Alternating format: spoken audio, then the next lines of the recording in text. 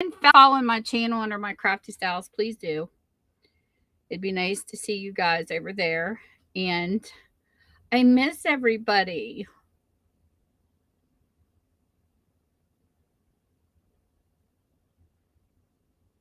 Got my notification on my other channel. I'm getting ready to switch accounts.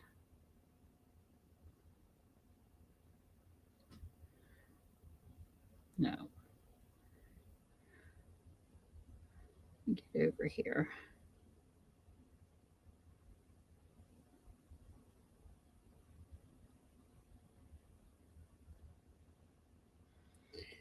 Okay, let me get up here.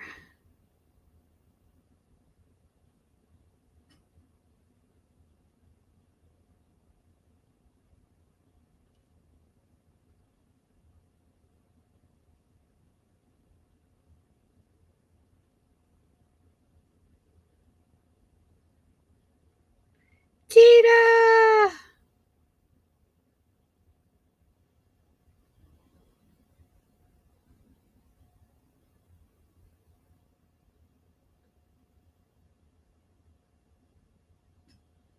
Yay! I miss everybody. Haven't been live, it feels like in ages. So, a while ago, I made this book for my Sunny Fun Time mails. And what I did was people that I purchased off of lives or some of their art, I literally made a book for the Sunny Fun Time mails. So it's time to include a new chapter.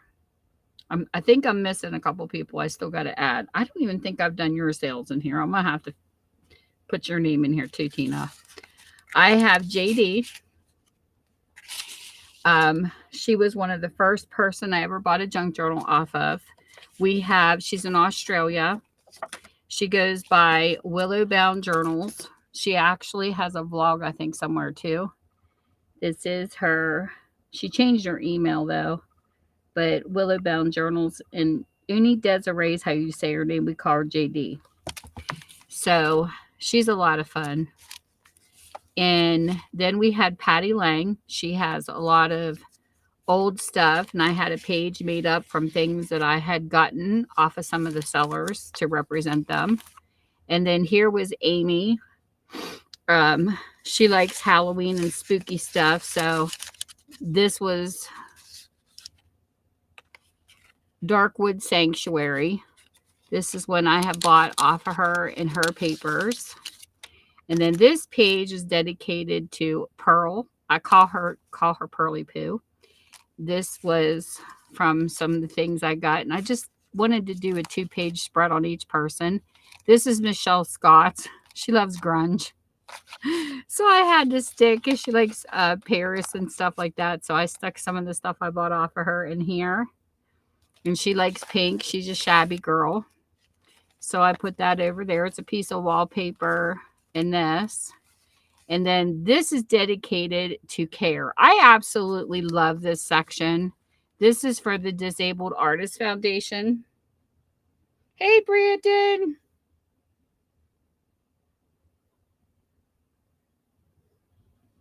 How are you? I miss everybody.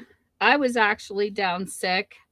And plus, I had some other stuff I had to take care of. All this is from JD2 and her cat, Keanu, after Keanu Reeves. She has a black cat, and it's so cute because he comes in her videos sometimes. Let me stick this on her page. And so I love fall, and I got these cards. So I made a care page, and then she sent me, one of the things I got off of her was stuff to do with Harry Potter. So it matters not what someone is born, but what they grow to be, the Goblet of Fire. I thought that suited her. So, and then I've got her business card down here. And then this page was dedicated to Katie. Katie's Tribe of Five. I love this too. She reminds me of somebody that you would invite for a cup of tea. And I got some of this stuff off of her sale. So I stuck this out for Katie. This is for Rosie's Crafty Shack. I think Rosie is so fun. I've been to many of her sales, and she's the Lacey type person. So I did this page, and I also put their business cards in here so that I know who they are. And then here we have Spectrum Art Creations. I had gotten this stuff when I had shopped at Maddie's sales, and I stuck one of their cards in there for her and her daughter. And then I have the Rusty Peacock, which is Rosie. I'm yet to do a page of hers. And this was from Christy Meta. I bought one of her really cute bugs that she did. And this kind of inspired the rock collection I sent to you two, ladies, because I think this is stinky cute. And she does an amazing job. This is like a glazed. She actually has a store on Etsy. So I have hers to do yet. So I'm going to leave Rosie, Christy, Tina. I'm just going to leave to the lace for YouTube. And then I'm going to start. This will be the YouTube signature. That's what I'll do. And I'm getting ready to start another favorite place. So we're going to stick that right there. Hey, Cindy. Yep, I am early. I missed everybody, and I haven't been here for a couple weeks. And it feels good to feel better enough to come on and actually chat with everybody. So this page is going to be dedicated. Let me put this. Where did I do with it? Here it is. My Whatnot people. So I'm going to cut this down, and we're going to start my Study Fun Time pages for my favorite Whatnot sellers. So let me get this in here. Like, it's a big secret. If you go to my Study Fun Time mails, you will see Whatnot has been a big part of my life since I have joined them, because they are such amazing people. You have Mercari people, Poshmark people, eBay people, YouTube people, all kinds of sellers on that platform.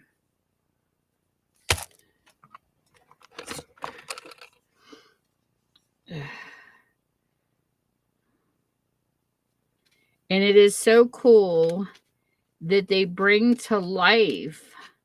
You know, used to be you would shop on those platforms and you couldn't see who you were buying from and all that jazz. So I think it's been pretty awesome to be able to communicate live and see some of the people, especially eBay.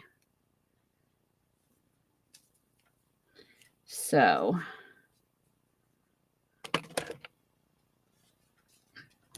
take this,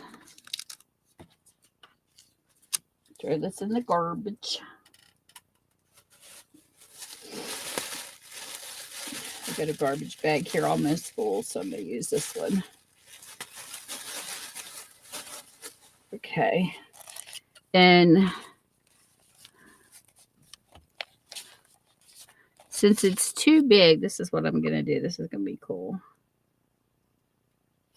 I'm going to split this up. And we're going to put Whatnot at the top of this page. And the very first person I ever purchased from on Whatnot was Ghost in the Attic. The person that invited me to Whatnot was Viv. I need to make a page for her too, as a matter of fact. So I'm glad I left my YouTube pages free, because I got a bunch of people to catch up with. Hold on, I got to use my pokey tool, my glue. There we go. Closed on me. What the heck fell? Every time I come up here, I drop something. think it was washi tape. Anyways.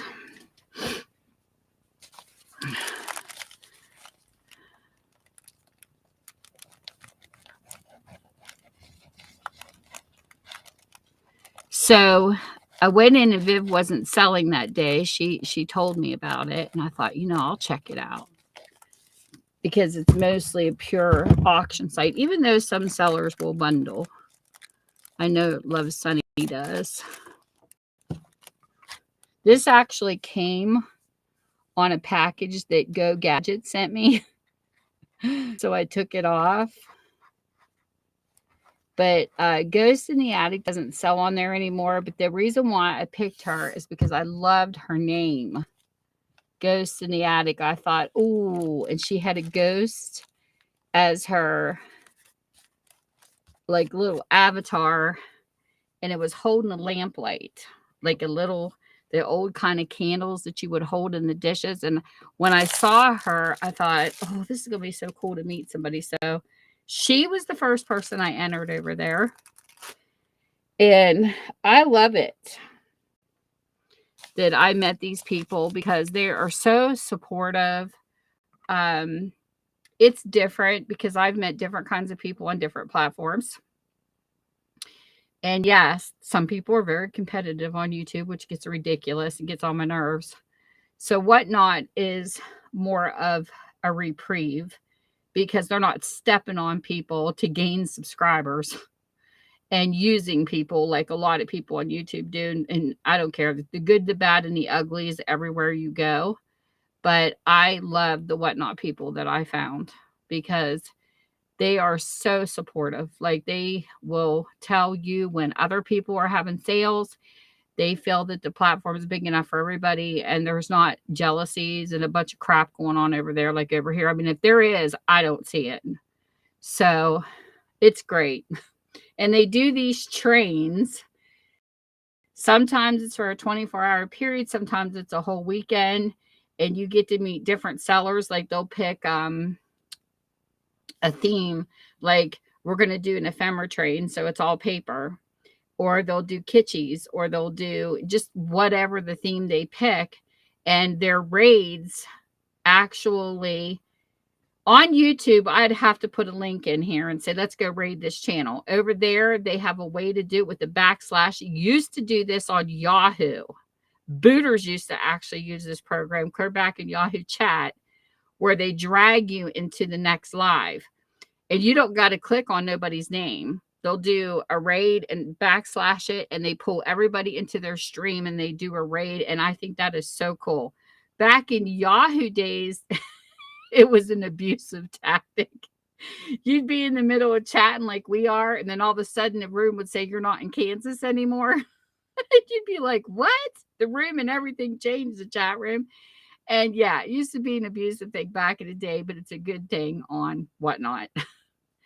And it's really cool because when they do the raids, you end up in a new person's stream. And sometimes they'll do giveaways and sometimes they won't for the raids as a thank you. So it's really cool. It's just a lot of fun. But you got to set up your payment and everything before you go in. So I like using it better on my phone, but that's just me. But it glitches. Like everything else, it has its glitches from time to time. So I went to Viv's the second time, of course. She came on, so I went to her sale. Then I met Schmidt's Auctions and Penguin Boss, and that's all she wrote. I love these people. They are so much fun to hang out with. We have a blast. Pretty Corn is real life friends with Penguin Boss. They've been friends for years. They were childhood friends, and they grew up together. And then Penguin's wife is TMD. And they're just fun to hang out with. TMD is very educational. She'll be behind the scenes and she'll be explaining things educational. Like when Penguin Boss is showing the postcards, she's behind saying this place is this, and she educates you on years, the types of postcards you're getting and things like that. So she's a blast to listen to. And then Penguin Boss, she's hysterical. Her and Prinny do this skit where Prinny pretends to be Julia Childs and she'll bring on that British type. It's just absolutely hysterical when they're selling together because she's doing the Julia Childs and two people will be bidding against something and she'll say, "Ooh, second chance took this off of so and so," and the way she does it is so comical. You can't resist these people. And then they do mystery boxes and things like that. And they're just a lot of fun. And that's why I like shopping with them, is because there's no stress. Like you feel so comfortable in the streams because you're getting to know their personas. It's just a lot of fun. I can't say enough about these people. I just can't. So every time they send me a package, and Candylicious, she's another riot. Candy, I call her Candylicious. She's Candyland Curiosities, and she loves unicorns and things like that. So I don't have stuff to do. My first two pages I'm going to dedicate to Ghost in the Attic. I'm going to have to go back through some stuff I have from her. And Viv, because of inviting me. And then we're going to go into Schmitz and Penguin Boss. And I'm going to have to wait on Schmitz because I got to find stuff for her too. I don't know what all I have collected. I've been trying to collect.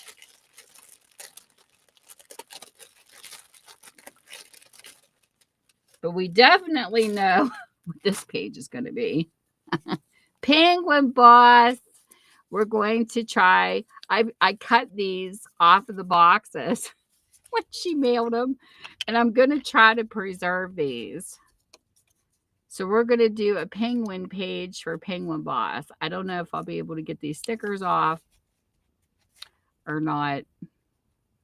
I might have to cut them down. We'll see. Sometimes they come off. Sometimes they rip.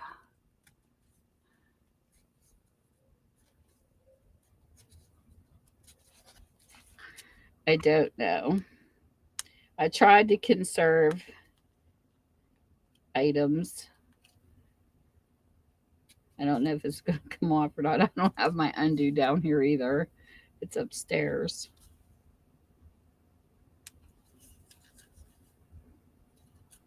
Let me see if I can. I'm going to try to tear a layer. I don't want this to be bulky. I'm going to try to make this as flat as possible. Thank you, Brandon. You making anything good tonight? So that's what I'm going to have to do. I'm going to have to layer these.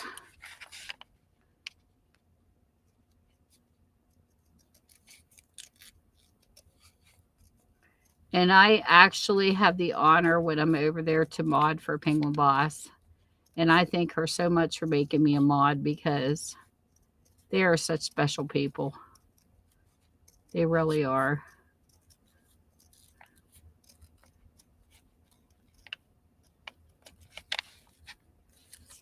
And I actually have I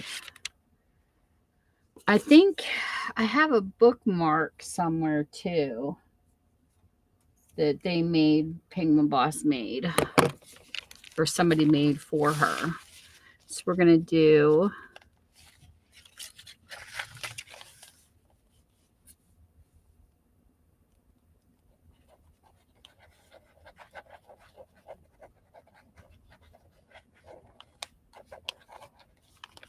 so we're going to do maybe like 2 pages. So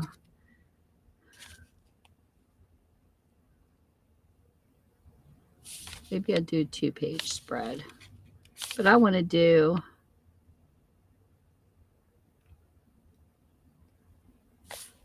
maybe I'll do Viv here and then her here. But I want to do a 2-page spread of Penguin Boss. Yeah, we'll do a 2-page. Put this over here.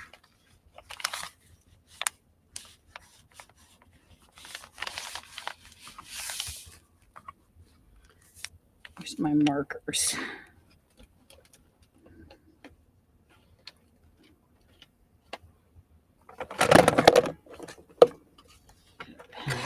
pencil.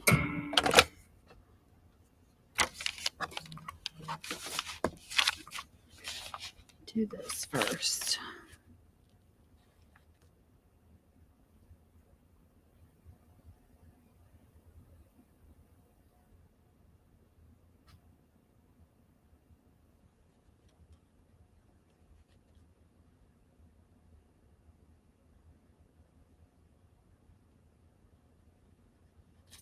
I don't want to do that. No, I don't like that.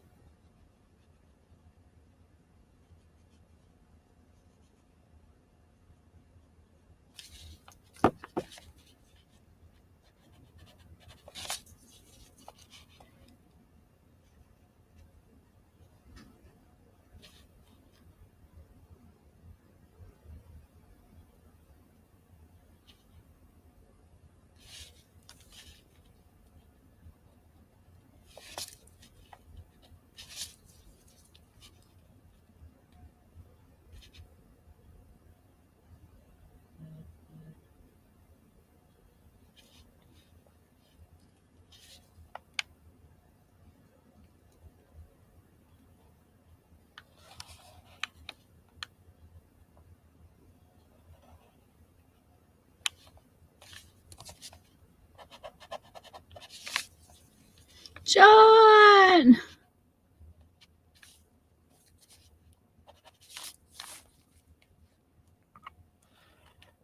How are you doing, John?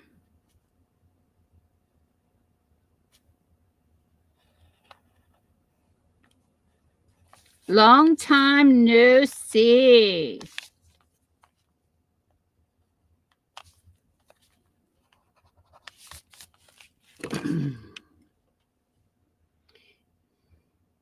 Chicken dinner sounds good.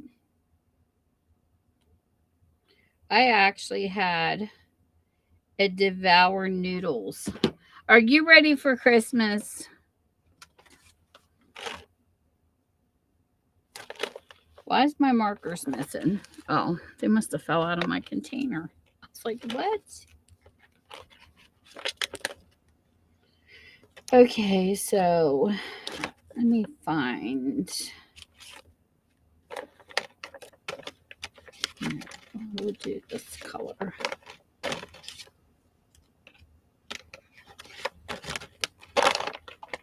Because I know her color is the same as mine, her favorite color. It probably looks lopsided, but I don't care. We call Penguin Boss Pingy.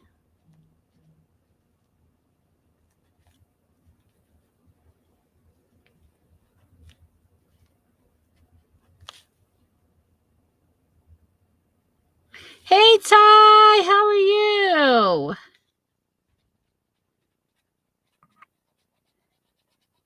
Ty's been doing some great investigating on her channel.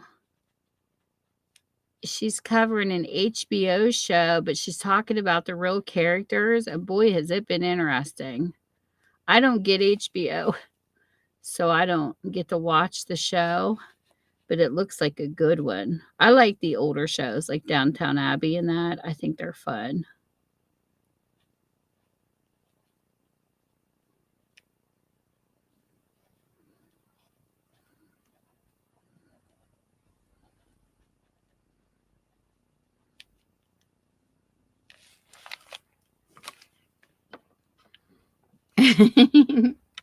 Tina, she listens to me babble and she creates over in her corner, Ty.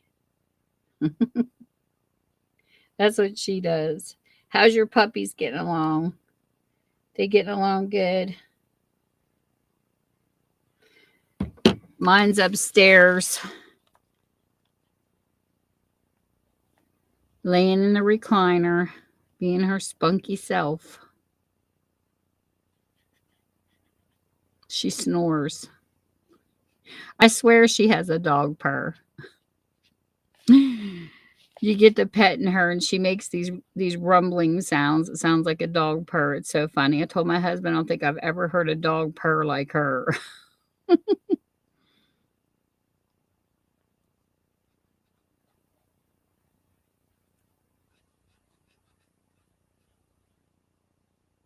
She's a wild child. Yes, she's doing so much better. Um, we get a Stella and Chewy's dog food for her. That's what we buy her through a thing, but she can't do the can part of it. We would get her the pate, and I don't know if they needed to be recalled, but that's what was causing her problems. And it's funny how they say that the can's better than the actual kibble, but she does fine on the kibble part. But it's all like done on a small farm. It's not like a corporate place. So we give her those, and she has Rachel Ray chicken bites that she likes for snacks. And her bowels have been fine. But there must have been something wrong with the canned food. I always worry about stuff like that if it spoils, because I know one time she had a problem, and we think the only thing she was eating was the same, but she likes the, excuse me, those, what are they called? Frosty Paws.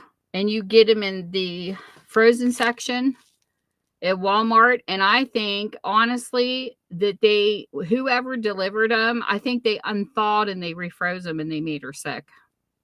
I think that was a store problem. And we quit giving her Frosty Paws because of that reason. She loved them, though. She really did, but what are we going to do? So she's just got a sensitive stomach. I've never been through the stuff this dog's put me through. I did have one dog years ago that was a diabetic, and they taught me how to do the shots for her, and I had to take care of her, but I've never had this issue. I've never seen a dog with such sensitive issues in my life.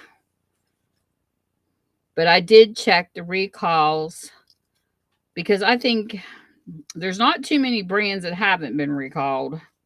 And I can't always give her fresh stuff because I was doing that too. We don't even know what the additives are that they stick in the fresh foods either.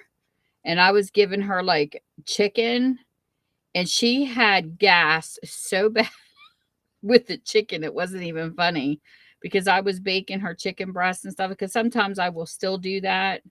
I'll give her like good food too. But she seems to really do good on this kibble. And they always say that the kibble is not the best, but it's the best for her bowel movements. And she doesn't seem like she has a belly ache with it. Where when we were giving her the canned pate, she was getting, there was a beef, a chicken, and something else. And the store has to order it because it's a small farm. And it's grass free, like grass fed chickens, and everything on the bag is really good for her. There's no ingredient that's bad on this dog food. It's, like you don't see meat byproducts and stuff like that. I'm saying, like, I know what words to look for, and it's all good. It's even got stuff for arthritis. A puppy to a senior can take the same food without changing to another brand. It's very impressive, the ingredients in this, but I just don't know. She couldn't do the soupy part because they have like a pate, but then they had like a soupier one. She didn't like those ones that had like a runny gravy or something in it. She likes the pates, but that's what I think. I think they were spoiled and there was something wrong with them. But they never had their kibble recalled, and they never had her pate recalled, but they had I guess some other kind of bag of stuff that had fresher foods in it that was recalled. So I don't know, but people can Google that. You can Google food recall. I would put in stuff like, what do race dogs like? Great Danes, anything like that. She's a size dog. I look at their list too for the, because top breeds, they definitely use top brands. And I've looked at some of the stuff too, but a lot of them have been recalled even for the top brand dog foods. But she does not like Blue Buffalo, none of that. She don't like any of that stuff. I bought Blue Buffalo, and the top brand dog foods is paying to be at the top of Google, in my opinion. But she hated it. It's like I have buffalo upstairs I'm getting ready to donate because I don't want to do with them. They're going to expire in 2025. She hates it. She didn't want the kibble. They say that like the wolves and they're supposed to have what's in it. 2 days is all I got. Because she was new to trying foods and she was stubbing her nose and not eating nothing. So I don't know what they think wolves eat, but my dog don't like it. So every once in a while, I'll buy I need to find a local farmer. That's what I need to find. And get some steaks. Because every once in a while, I will do a steak or chicken or something like that. But I just make sure not to put any spices because, we like onions and garlic and all that. Dogs can't have it. So makes me wonder. I talk to Sandy about this all the time, that when we were growing up, our parents just to throw whatever out. They didn't pay attention if it had onions and garlic and all that stuff. And these dogs lived for 15 years. I don't get it. Why the vets don't stick out. Instead of just having, buy Advantage and buy this and buy that, why don't they have a list of foods dogs can't have? And my mom had a dog here recently because when they would throw out turkey, Thanksgiving leftovers and stuff like that, my dad puts onions in everything. Well, their dog was acting funny because my mom would throw out stuffing and all that kind of stuff, whatever's left over, not bones or anything dangerous, but just food she didn't realize, Ty. Her dog was acting funny. And I told Jade, it just hit me. I said, call mom and tell her, because I was doing something. I said, call her and tell her if they are feeding him anything with onions and garlic to stop, because they still weren't educated about it. And mom says, they didn't know. And I think every vet should put out a list of dog food that's toxic to your dogs. And mom said that's exactly what happened. They had thrown out leftovers for him that had onions in it because they still didn't know. It's dangerous.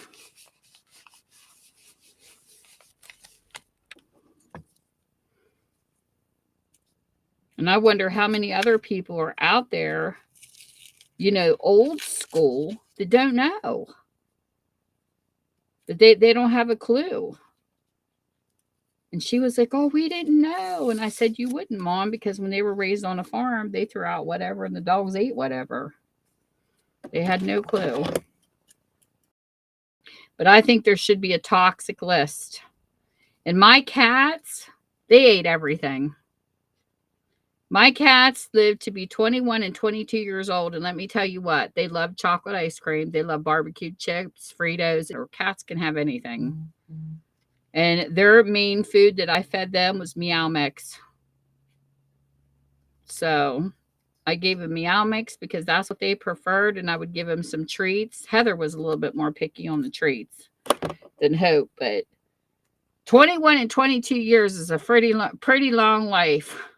But I could not open a barbecue chip bag or a Frito bag. My cat, Michael, has a picture, I think, of one of them swatting pizza, trying to steal it from him. was trying to eat it, I would have a Dorito and Hope would be up beside me, pulling at my Dorito, trying to get me to feed it to her. She loved Fritos. She knew that bag, buddy. And chocolate's okay for them. And all that stuff you can't feed the dogs. They can't have chocolate or nothing. But cats are more self-sufficient. They're less work, I think. I know that there's some people that don't like cats, but I do. I love all animals. But the one thing that I didn't have to worry about was my cats having diarrhea, making me run outside every 5 minutes. They were very self-sufficient animals compared to a dog. But I told my hubby, this is it for me. No more. And he goes, well, what about when I retire? I said, well, good luck with that. You want a dog? You can train it. And you can find out what it's like to be a real dog owner, because I had to do all that with Roni without your help. And I'll never forget when I first brought her home and I was teaching her stuff as a puppy. I started working with her. I went to the first vet appointment with my t-shirt on inside out and backwards. It did not know it. Nobody said anything. This is how tired I was. Because when you part them as a puppy from their family, they cry. She put me through all that. And I remember coming home and I looked in the mirror and I looked awful. And then I saw my tag on my t-shirt. I was like, Tammy, what the heck? Nobody said anything. But I was exhausted from teaching her and stuff, because my aunt had a book from the library and she taught me how to potty train a dog a long time ago. But it was like so funny. But she was a fast learner. She had a few accidents, but the pack and play is where she stayed in my bookstore, and it was an easy cleanup mat when she had accidents. And then I was able to, sop up some of it on a paper towel, and I would show it to her. I put it right in front of her and said, you see this? You smell this? This goes outside. And then I would take her outside and put it on the ground. This is where it goes. And I did that with her until she was broke. 2 weeks. That's all it took.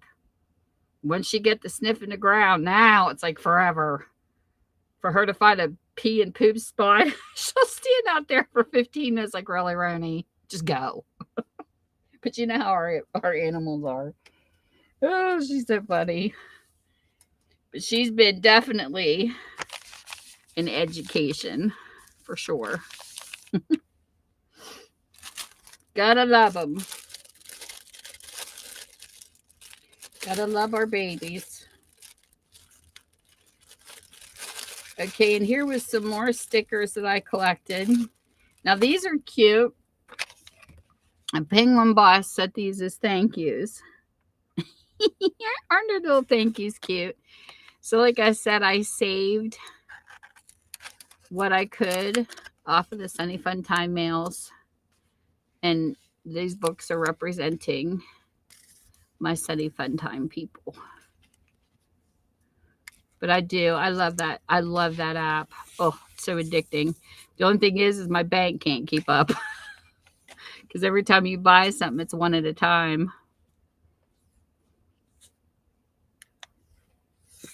Come on, glue. I mean, this Alina is really squishy in here. I'll have to add some more glue soon. So we'll put this up here. I'm going to have to find some more pictures of penguins to add to this later. But for now, I'm just putting these in. Look at those. I love that heart.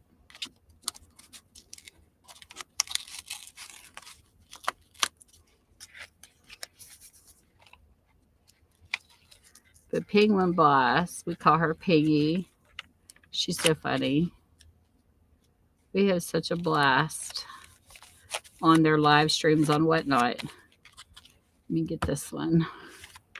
And I saved the sunflower for Love Sunny and the heart because those came off of her package. Hey, Metro!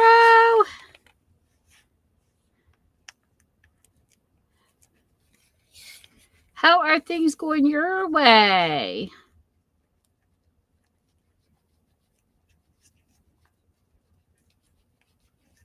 Do you ready for Christmas? I have some last minute cleaning to do. My curtain ripped in my bathroom.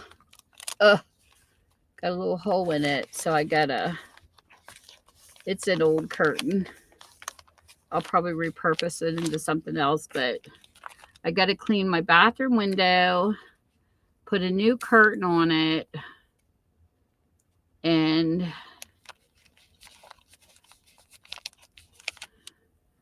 got to clean up my kitchen table. My kitchen table is right beside my washer and dryer, so I'm always getting clutter on it. So I got to clean that up. And what else do I have? Just vacuum. Basic stuff. So I'm going to make some I'm going to find some penguin pictures to put here.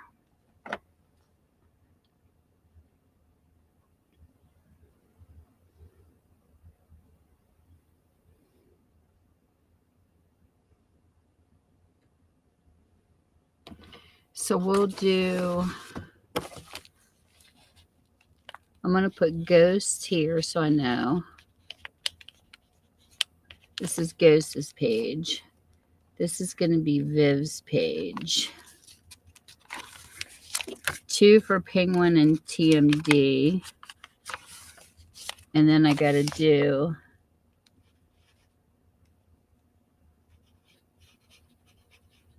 Schmitz.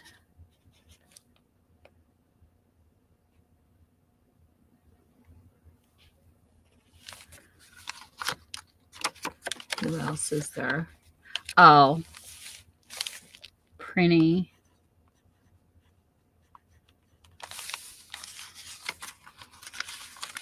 And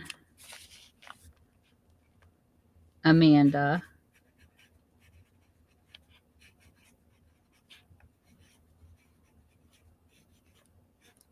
Candy Curiosities. And then go from there.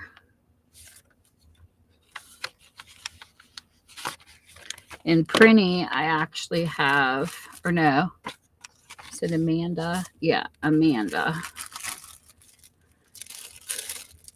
I want to put this on Amanda's page.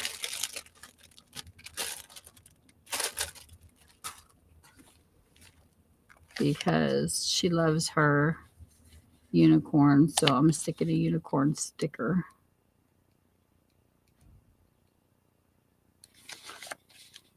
If I can get it off. There we go.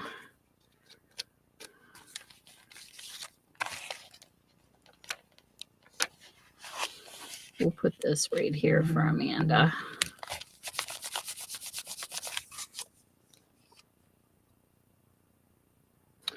And then, oh yeah.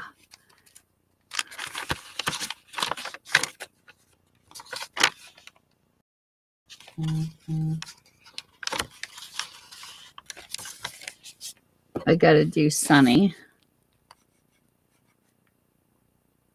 She goes, I love Sunny. Put her there. And then I can put her.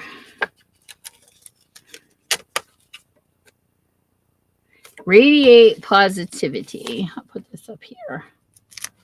This will be Love Sunny page. I got to get business cards gathered for these people. These are my favorite Whatnot sellers. The first signature's YouTube. And the second is going to be my Whatnot people. Oh, shoot. I got to do Glitter Bug. Glitter Love Bug. Let me put this over here. Some will have 2 pages. It just depends how much stuff I have, and some will have 1. But I got to do Glitter Love Bug. We'll do her on a yellow page. We'll do glitter there. Let's see if I have from her. Let me see. Let me see. And I got to do Tanya. Oh, why do I always forget? Tanya is, we'll do Thrifty Treasures here. She's also a YouTuber. And then we'll do, on the next page, definitely got to do Gina here. Because she's vintage. Okay, let me see here. Who do I have?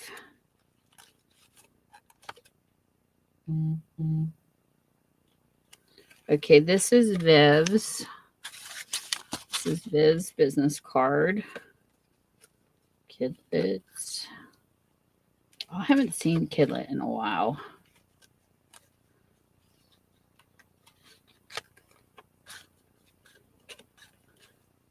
She's on YouTube too. There's Tanya's.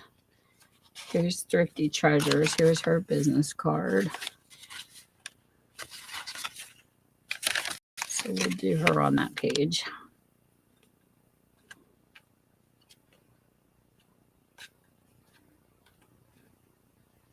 Here's another one from her. Her business cards are cute. So I got the same one for that one. So we won't use that.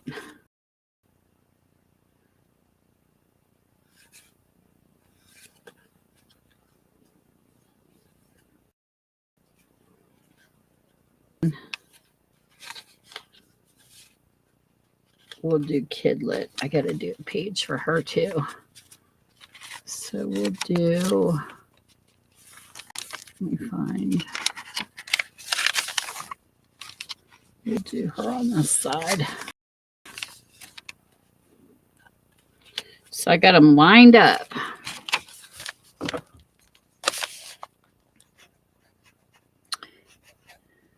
Kidlet. We'll give her a corner. Alrighty. Then they send me stickers. Oh my gosh, I get so many stickers from these people. It's funny. So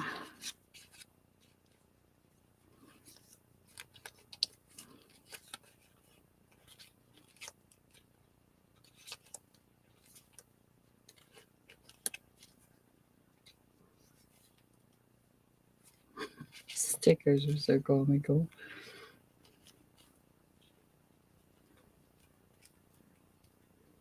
Kidlet sends me tons of stickers. So we'll have to divvy that out.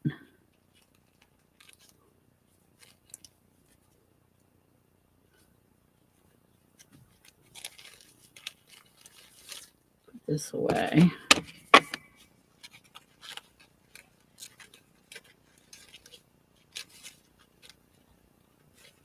See what I have in this batch.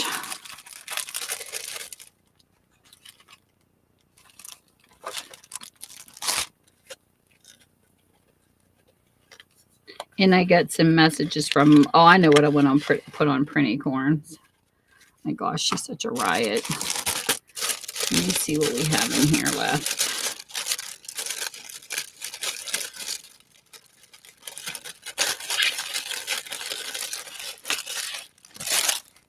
Do I have anything in here?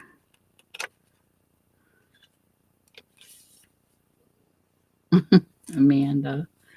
She's always leaving me funny notes. Okay, these are extra photo cards. These are going to be fun to play with alcohol inks eventually. So I'll save those. Okay, so I'm going to cut out what Amanda said off of her receipt. Oh my gosh, this is so funny. These are things that you can upcycle and repurpose, people.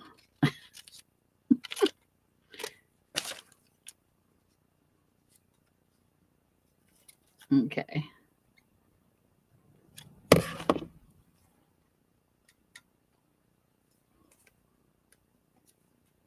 Get a hold of it. I love when they raid on.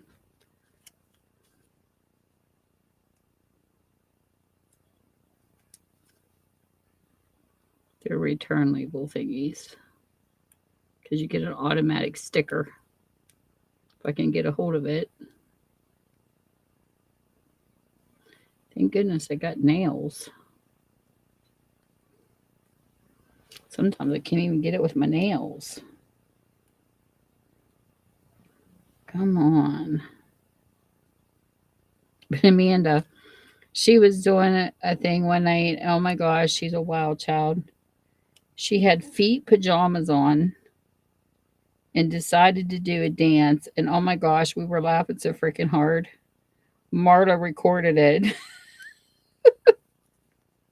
And then when they dressed up and stuff, like they did crazy stuff on Halloween, I took and print screen pictures. Of course, what they know that I'm doing it because I don't ever print screen without telling somebody I'm doing it.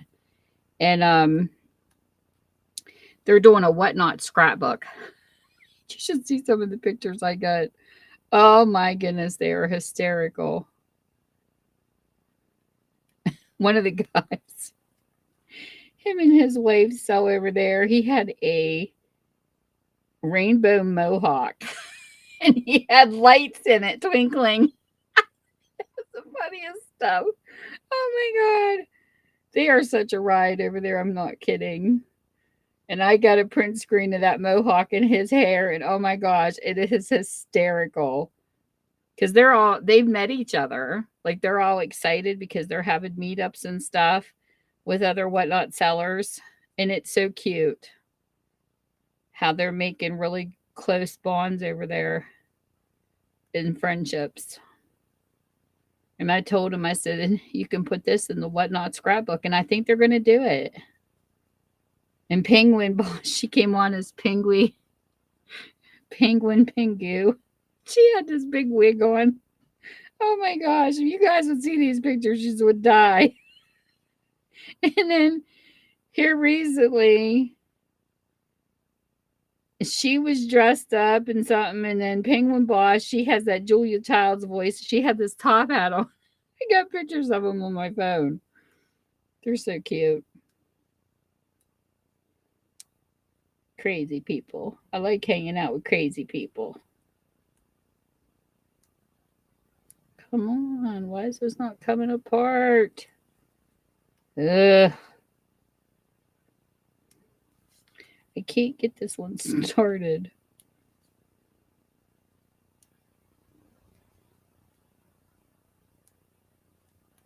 I'll have to wait for a minute. Let me get a hold of this one.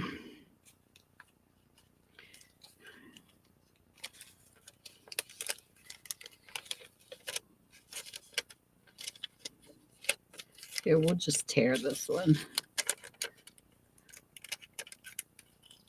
I'm going to tear around it with the sticker already pulled up because I can't get the other one.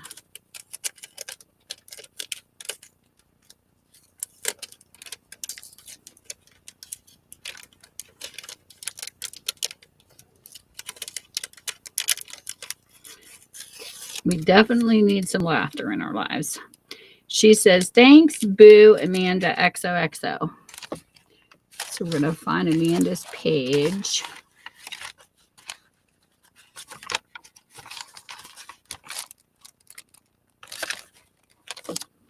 And we're going to put her sticky signature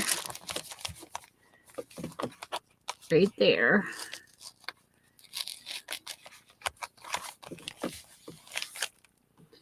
And then if I can get this apart, it says you da bomb.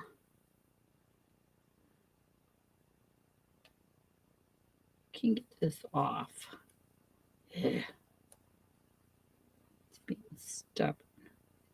Sandy, you put a spell on this. You giving it sassy, Sandy?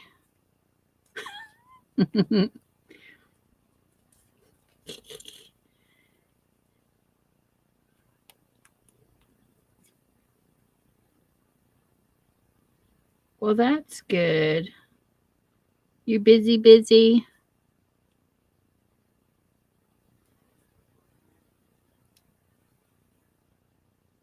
I can only imagine how much time you spend researching. And you know, it's funny. I think I have a couple of those ebony magazines here somewhere in my bookstore. I don't know where they're located right this second, but yeah, I have a couple, Ty. I just don't know where they're at. Because I was going to look at them to see if there was any juicy stories. I could have mailed them to you, but I don't know where they're at right this second. When I start cleaning down here in January, I'm hoping I'll be able to find some of my stuff, because my stuff it's just been moved around too much. I have if you only knew, my garage had a leak, so I had to bring all the books into the center. And then I get all the books in this way, and then my hot water tank decides, oh, it's time to blow up on Tammy. Bottom busted out. I had a hole in the top shooting. If you only seen what it was like down here. And I'm trying to get a hold of somebody because I had no clue how to turn it off. So I'm on the phone and I'm grabbing boxes of books and shoveling them all around because they're sitting in puddles of water. God only knows. I haven't even been through them. I'm sure there's some that's destroyed. And my son-in-law finally came because my neighbor wasn't answering his phone. So my son-in-law come and helped me and he got it turned off. I had a mess. So we had to have the hot water replaced. And it's a hot mess. My house is a hot mess, Ty. So all my stuff got shifted around. I have no clue where anything's at right now because we had to shift and then shift again. So yeah. So right now I'm working on the top part of my house.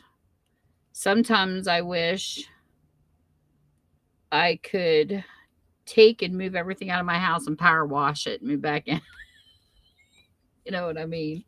Oh my goodness.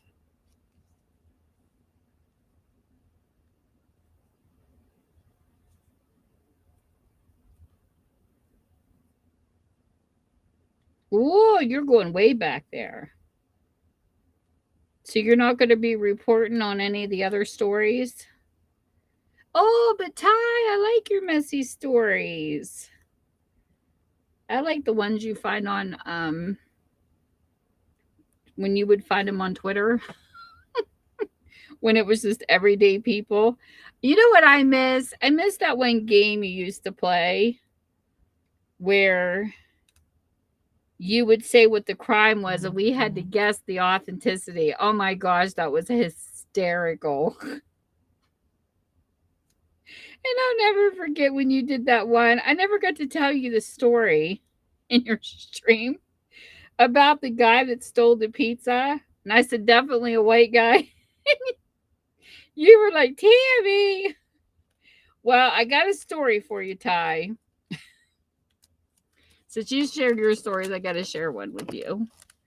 There was a guy that I used to know a long time ago. He was a neighborhood kid, and he always did stupid things. He was just one of those kids that was just always in trouble, and he didn't care. He had that attitude. Well, one thing he never did, though, was lie to me about the stuff he did. He never did. He always told me the truth, even when he was being bad. And he used to walk up and down the road, and he used to date my husband's cousin. But me and him were friends, and we used to talk a lot. And I'll never forget when he said, you ain't gonna believe what I did. I say, because I said, where the heck have you been? He says, in jail. I said, what did you do now? My dad was petrified when he saw me talking. He's like, why do you frighten? I said, Dad, I like everybody. I don't care if they have a criminal past. I talk to people. It depends on the level of criminal. Like, you wouldn't see me sitting here having fun with the serial killer. Don't get me wrong. But you know what I mean? He was just a petty offender. Well, he decided to break into our pool, our local pool, when it was closed. And he decided he was going to have a swim. So he goes swimming and everything's all cool. There's no alarms going off or anything. But he got hungry. So he broke into the concession stand and stole a freaking hot dog. That's what got him arrested. So when you told that pizza story, I was over here rolling. Yeah, no serial killers. I'll pass on them. But anyways, but he told me what he did. And I said, really?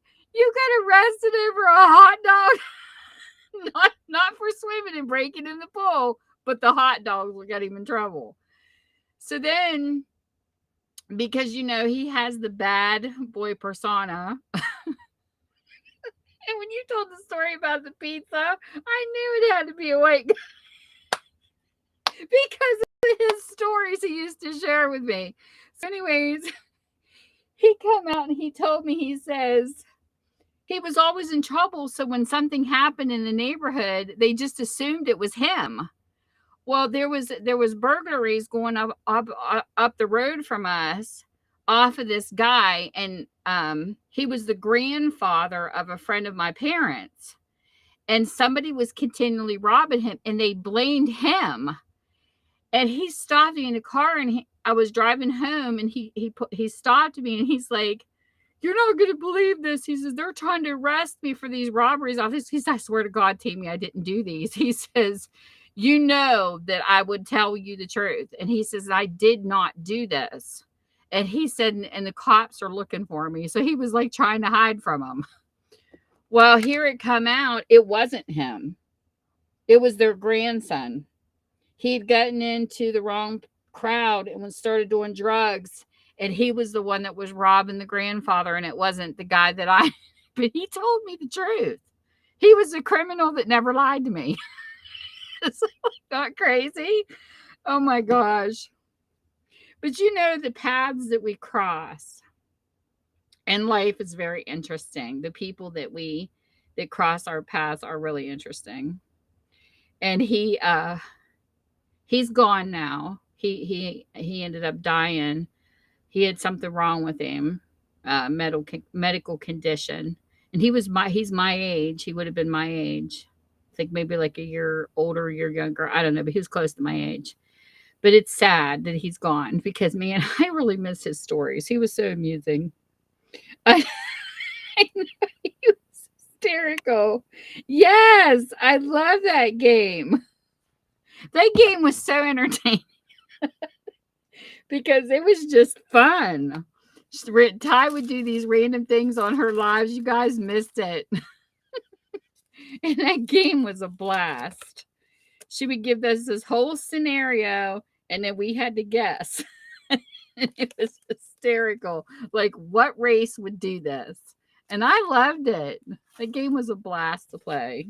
I wonder what your audience would do now if you decide to surprise them with that game one night. That would be funny. But all I know is I miss him. I do. He told me some funny stuff. For sure. I just used to shake my head at him. He was a crazy dude. But I'll never forget one time he was sitting in my kitchen. My dad came home about had a heart attack. "You know who you invited us?" I said, "Dad, please." He knows if he needs money, all he has to do is ask me. He's not going to rob us. It's just, he was one of those criminals you just knew that he wouldn't do certain things. And him and his cousin were in a contest to see who could grow their ponytail the longest. And I was teasing him, and I said, I had a pair of scissors in my hand. I said, "I'm going to cut your hair." He says, "I don't care what you do." And I cut his ponytail. He turned around, he goes, "What did you do?" I said, "Well, you said you didn't care." I said, "So I cut your ponytail." He says, "Me and my cousin had a bet, and now I just lost because of you." I go, "Well, you should have told me to stop." Oh my gosh, it was so funny.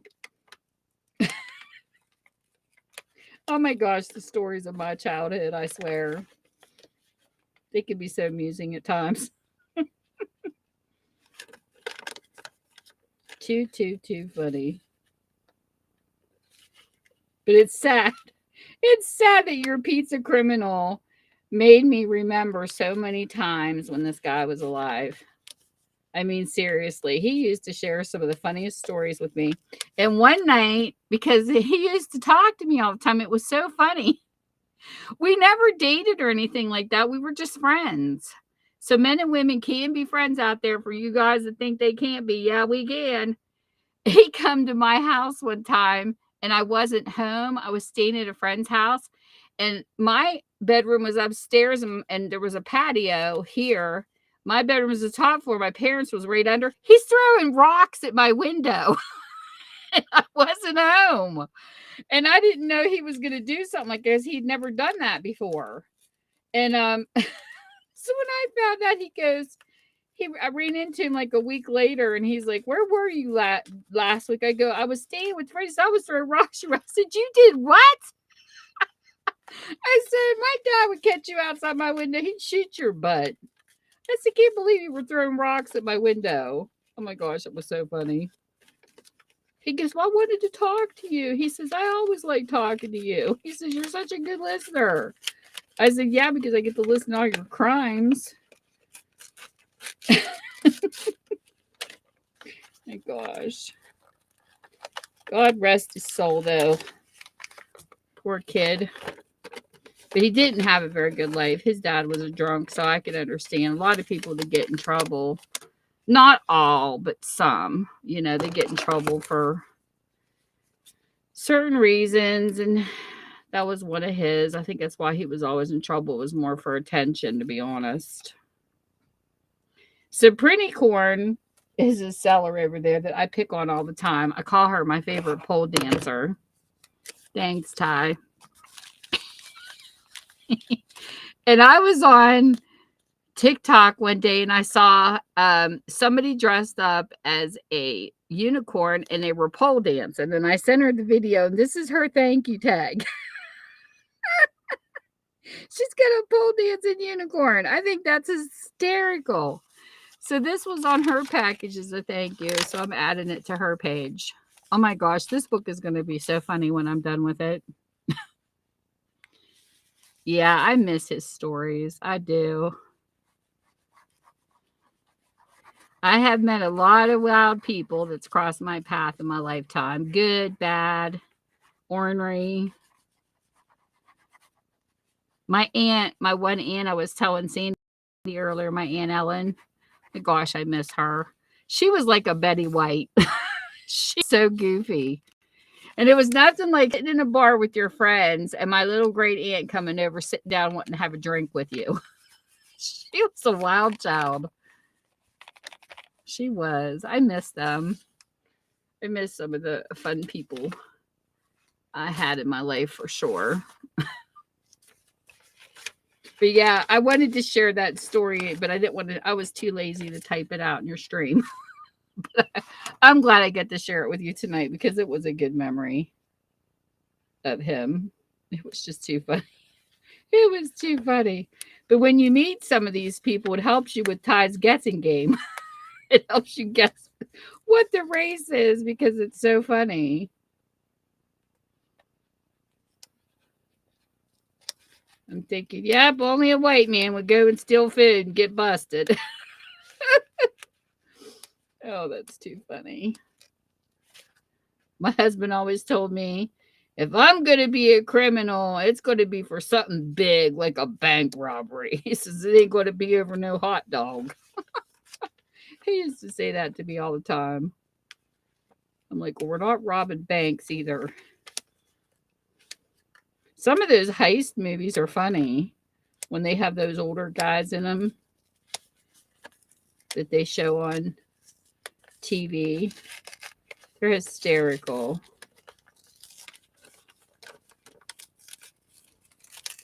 Here's another one of Pretty with her little pole dancing thank you. These are so funny. So anyways, I wanted to share this with you all. The lighting that I'm using tonight, because I love to educate, I've got to show this to you guys. This is new. Okay.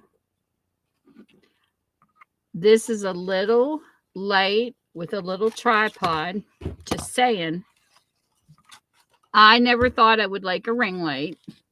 But the way I'm using it's working for me.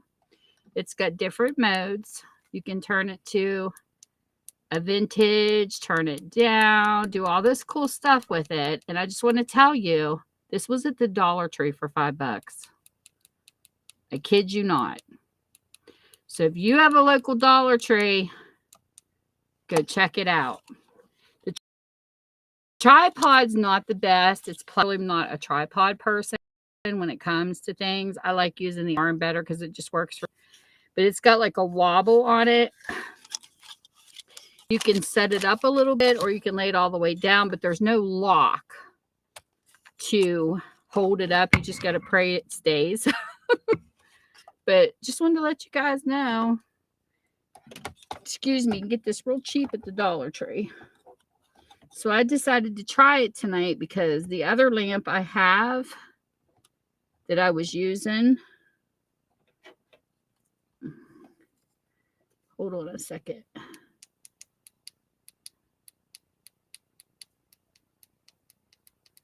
Let's see if I can get this back up. Yeah, it's got different adjustments. It's really cool. The other lamp that I was using when I started, I got this at TJ Maxx. Just a regular dust lamp that I plugged in. I use this now. I'm going to take it upstairs because I put this in today. And I'm going to use that for reading upstairs by my bed because I love to read at night before I go to sleep. And I'll tell you, I'm reading a book. It's a second one of a first one. 2 parts as far as I know. That's all it is. It is really good. Firefly Lane was the first book, and they actually made a movie on Netflix about 2 friends. And the other one is Fly Away or something like that. I'm reading part 2 right now. And they are really good. And then I heard it through the grapevine. I'm still waiting for the Beetlejuice 2 movie to come out. And the girl that plays Wednesday Addams is going to be their kid. And heard it through the grapevine. Stephanie Myers is writing another novel. And Breaking Dawn is coming back with a part 2. But we'll see if it's a rumor or not. I don't know. But it'll be cool. Because I did like Breaking Dawn. And I liked 50 Shades too. When I first started reading 50 Shades, the first book, I was mad. I was like, really? And I was like, this is stupid. But my best friend sent it to me in a PDF. My daughter sent it to me as a book set. So I guess they were determined that mom had to read it. And my friend said I had to read it. Well, then once I got into the story, it's not what I thought it was going to be. Was totally different. And I realized I absolutely love the books. They were good. Contrary to what people tried to spread about 50 Shades, it's not what you think. Even though it does have naughty parts, it actually has a good storyline. And that was a really good book set. I was impressed. So I liked it. Not that I would live in that world of a red room, but I still liked it. Aww. Caca. She's got her caca in this one, so I got to steal this one too. Amanda always says caca when she sells her stuff. She likes the caca birds. So we're going to take this piece. Cut this, and I'm going to get her caca on here because that is her trademark. But yeah, I have like a different eclectic taste when it comes to books that I read, but my favorite author was definitely Anne Rule, and it's sad she passed away. I had a chance to talk to her daughter, which was definitely a privilege and an honor, because I have high respect for Anne. She also was a police officer. And she was a great writer. God rest her soul too. All my favorite people pass away. And it's awful.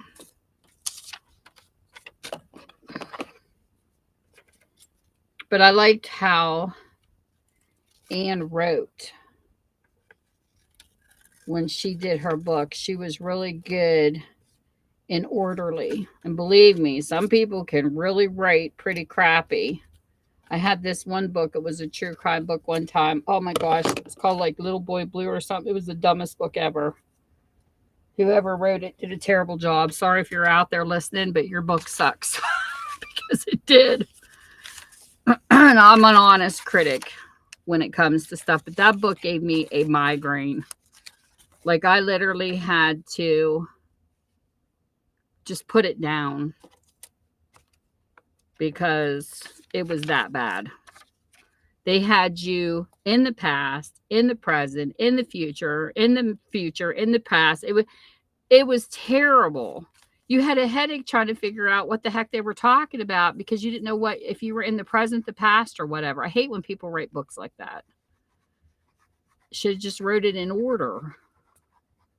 But they didn't, or had like maybe a thing and let you know it was the past. Half the time you didn't know where you was in the book. It took me 5 months to read that book, and I can read a book in like 2 hours. That's how bad it was.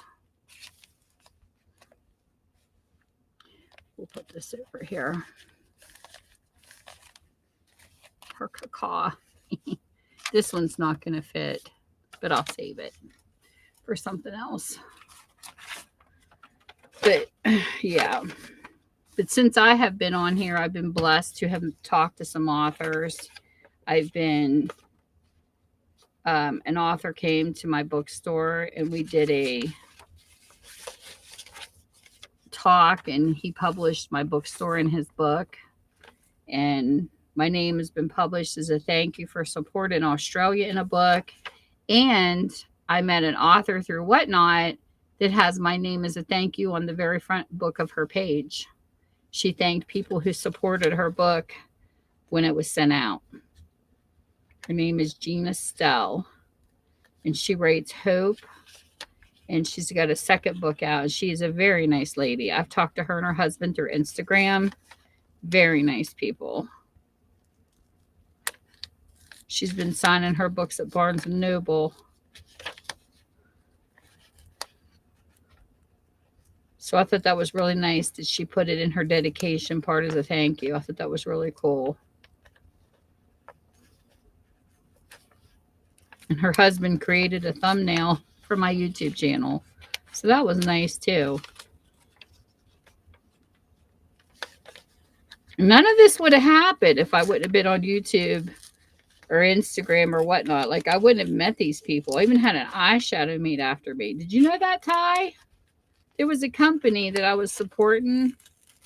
The woman that was creating it, she kept closing because her, family life and her kids. It's hard to juggle a business and children for sure. And she named an eyeshadow Tammy after me as a thank you for showing support. And it's a pretty purplish blue color. Oh my God, it's gorgeous. And I had the thank you on, of course, the Instagram that's hacked. The thank you is on there, but I print screened it. I'm going to copy off some of this stuff and put it in one of my journals as a legacy. But I thought that was really nice.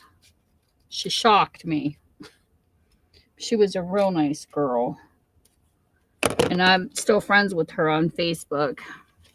I met some cool people since I became out of my public shell and stopped hiding. Because usually I don't like center stage. I like being the fly on the wall. And I think between Yahoo Chat and YouTube, it really brought me out in public to talk to people and stuff. But normally, It's funny when you even look at my photo album, it looks like everybody else is raising my kids because I'm the one behind the camera. It's like, I hate my picture taken and stuff. Like, I don't know. I've just always been that way, but I like the picture taken. I used to love photography. Photography was my first love when it come to art. I even have a couple pictures that were published in books that I did in the International Library on the web. There's a book one of my pictures is published in of a horse, of course.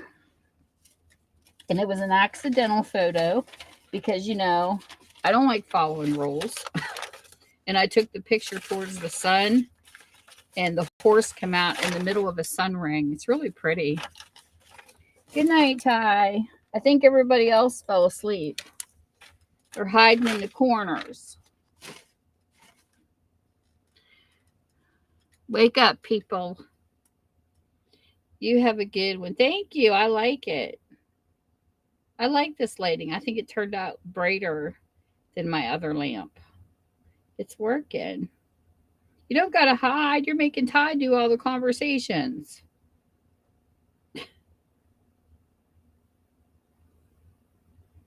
They're hiding, Ty. You have fun with your investigating.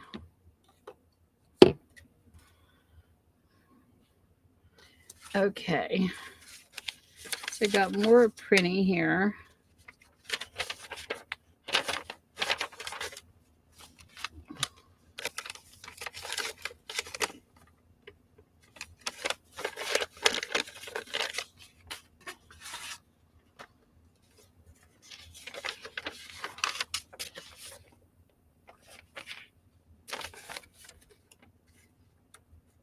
These are hysterical.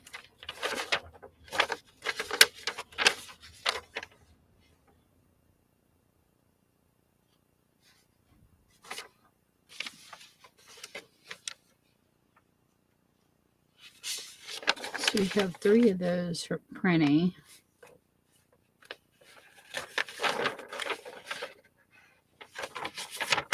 And then we'll put, this one might fit.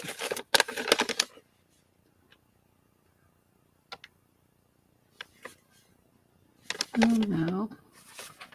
Need a little message from her on here.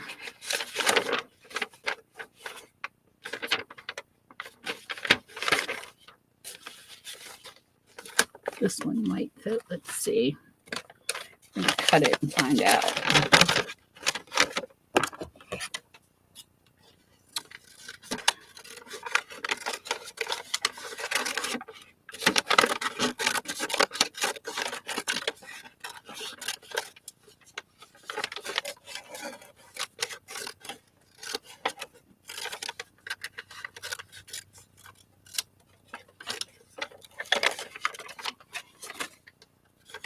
Let's see here. And go around. Sorry, my phone's beeping on my table. It's noisy.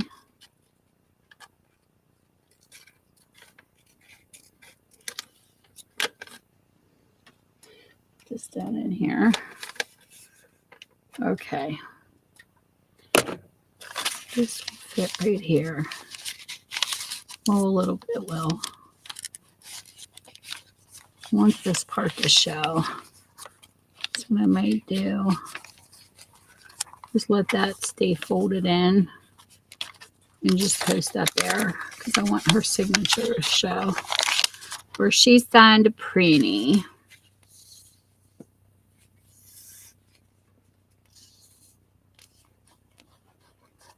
I got to do a mixed media Tina page on here for Tina.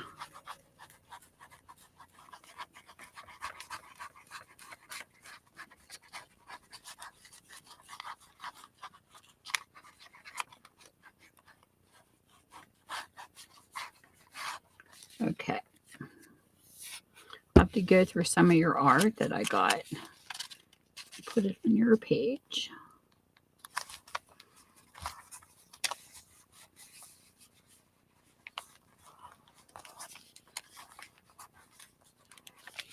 Yeah, that's cute. So there's my printing page. I might rearrange this around depending on what I got.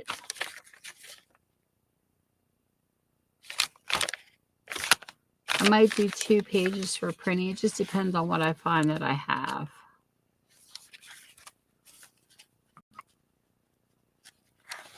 And then Tanya, let me put, I need a washi tape for her. Let's do,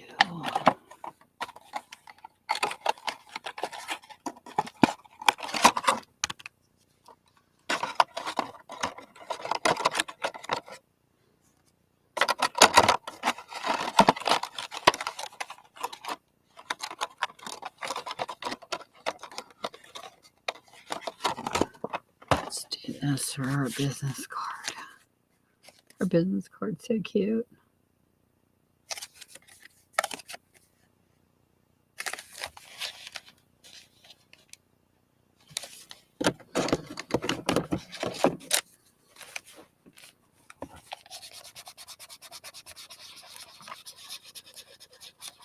Turn me off of here.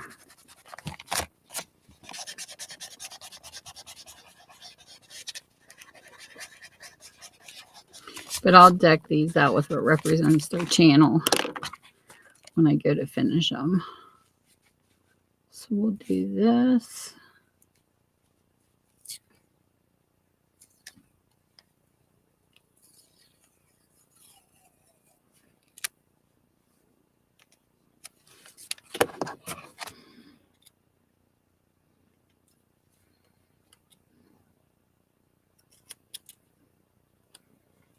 This piece. Well,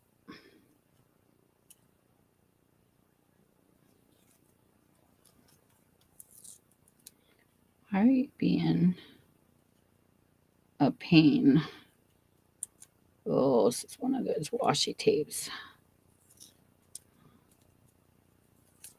that likes being bad. I hate when that happens. Cut this. Come on, quit sticking to me. Get on my hand. Okay.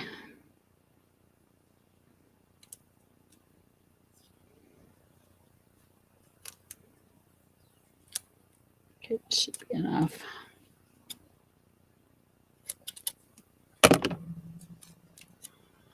Use this piece.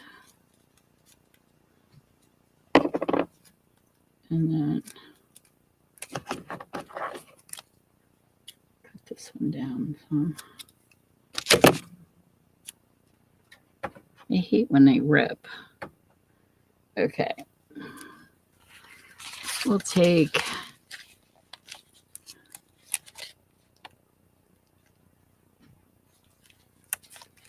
a piece, put it on the front, turn it around.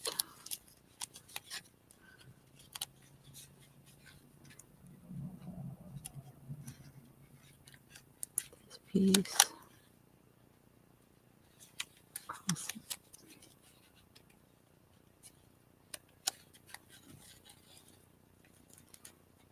Across the back. Turn it around. Bend this down and upside down.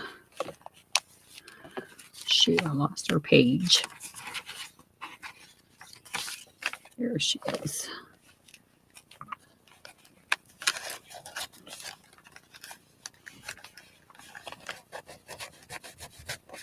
Wash it across the top, wash it across the bottom.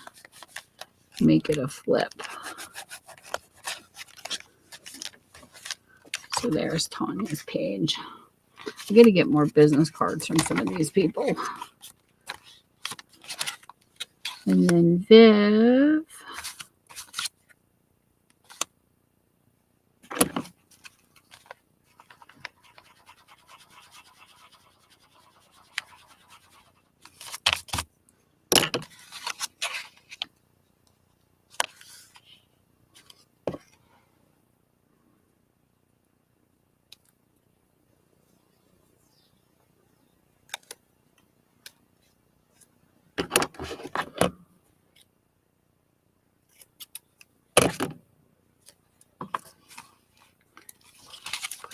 goes. Me and my dropsy.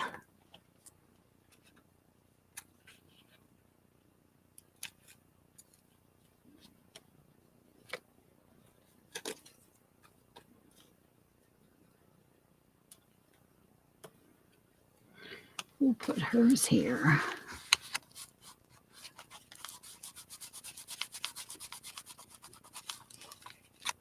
And I believe, I think she was the one that sent me this.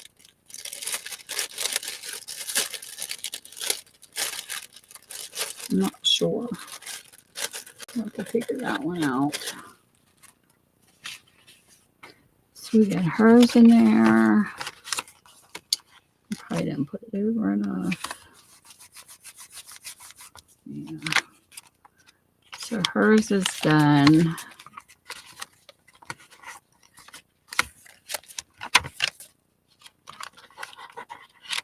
At least I got these started.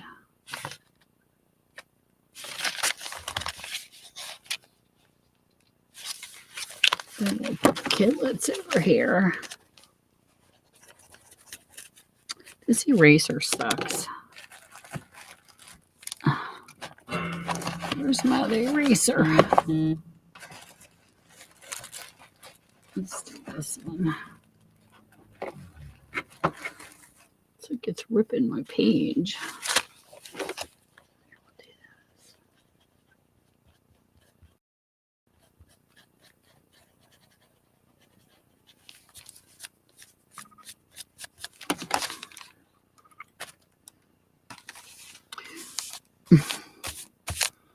I don't have no tape down here. Here, we'll just do this. Oh, you're ridiculous. This keeps ripping on me.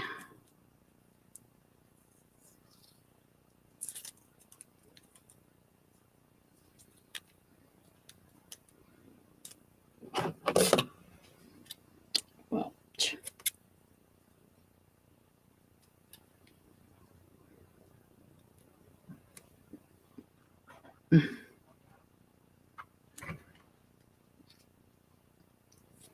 could be a pain.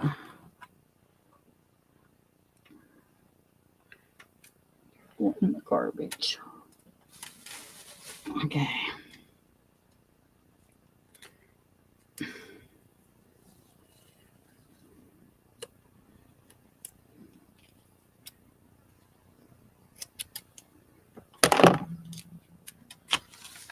Here, we'll fix this with washi tape since I don't have regular tape. So that you can stay there like that.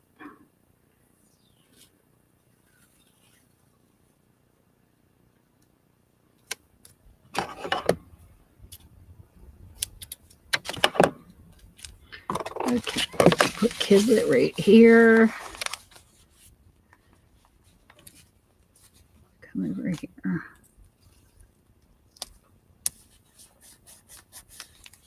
Tina, we need to get you some business cards. You need to make a mixed media Tina's Messy Crafty Life cards. And that did not come on straight.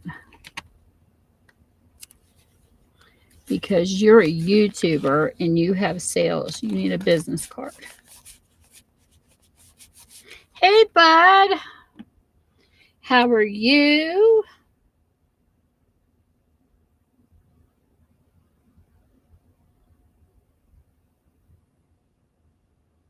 Are y'all ready for Christmas? I'm trying to get there.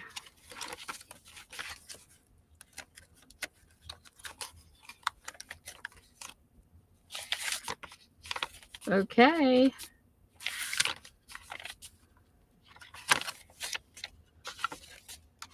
So I'm going to have to get some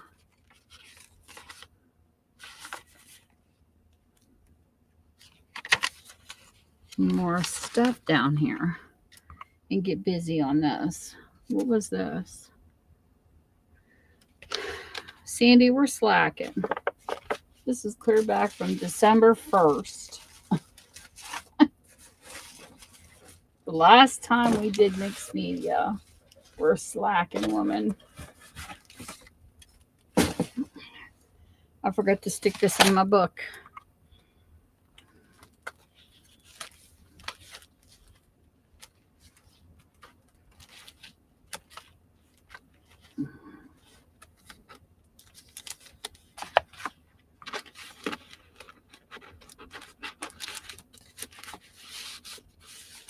I love my little flip through book. This is so cool with my ghost. Put that up there. Okay. And I think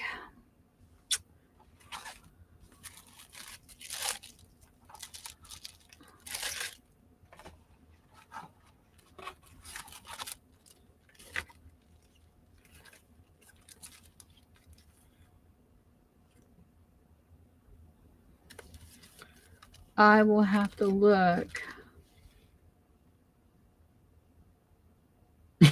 I know. Tell me about it, Tito. I will have to look for more stuff.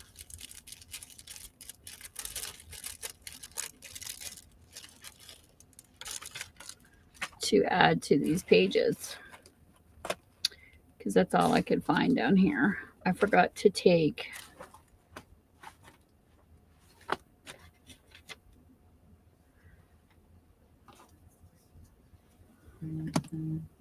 some pieces out of what I bought off of them. So that's what I'm going to have to do.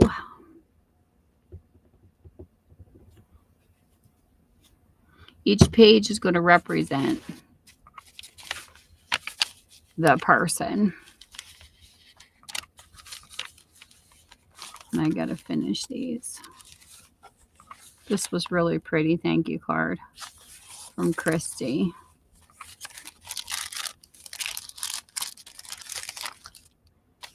So for Rosie, I can put her business card right there. Find another washi tape to use. This one will work. This is pretty.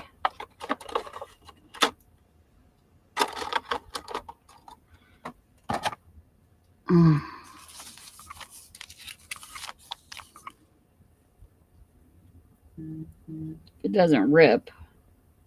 Hopefully it won't rip.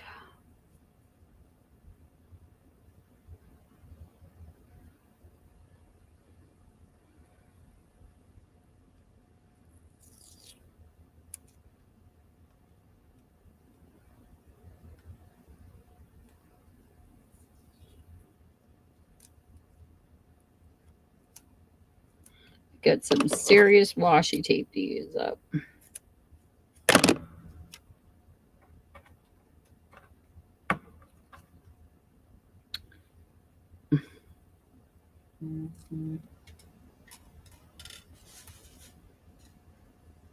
Can't say this one's lost. It's sticky.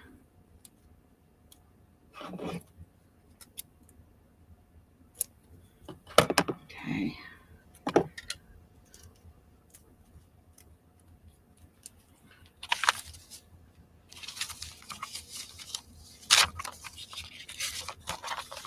Yeah. We'll put hers here.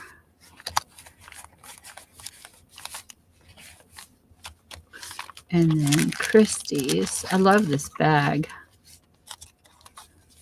This bag's so cute.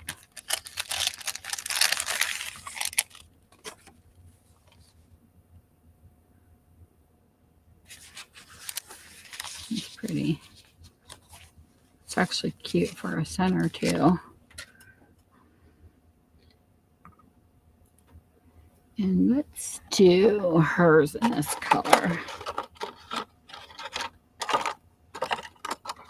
This is washi tape. I'm going to double hers.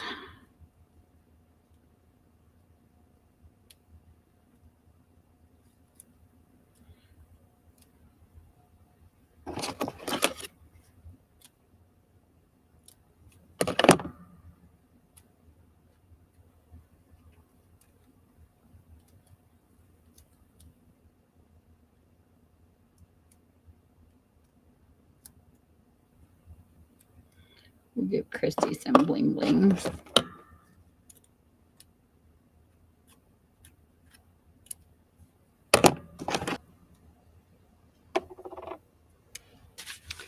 Okay.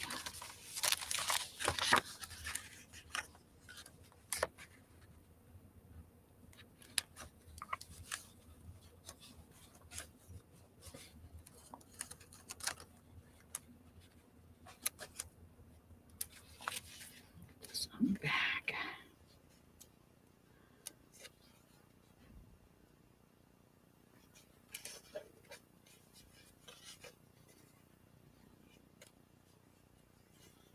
I might have to glue this one. It's funny how some are real sticky and some aren't. All right, Tina. I think Sandy fell asleep on us, Tina.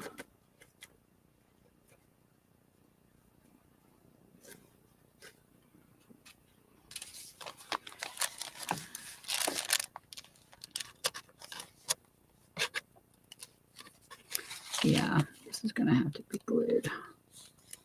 Ugh. All right.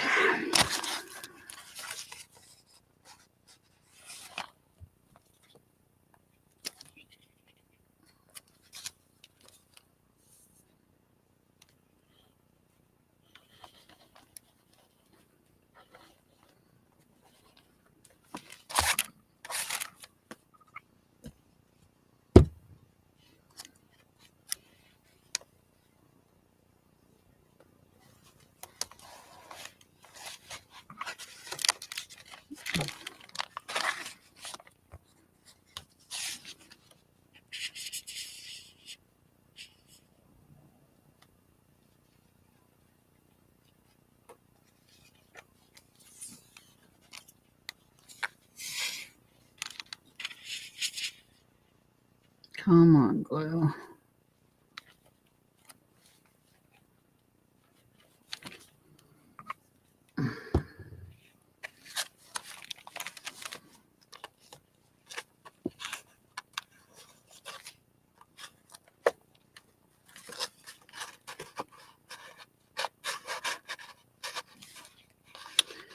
Jeez. You're going to be the difficult piece. Okay, so we're going to have to do something a little different with this one. Let's get...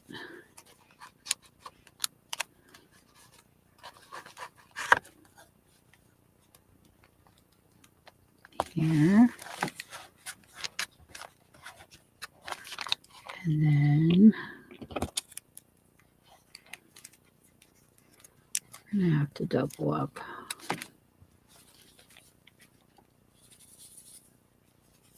Come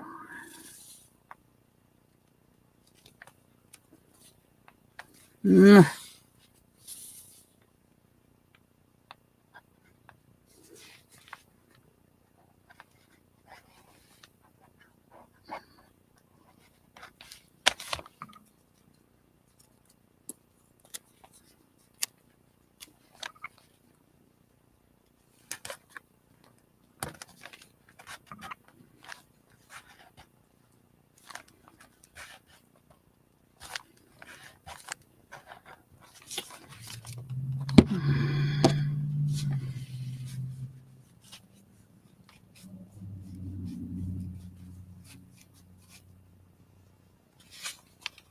Where are you at?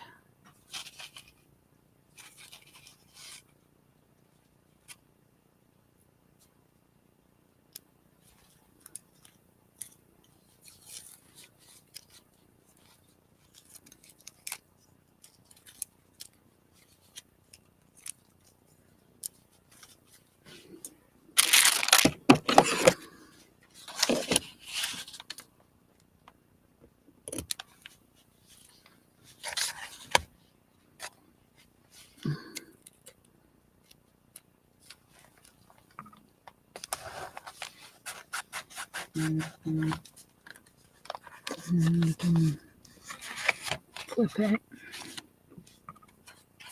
There.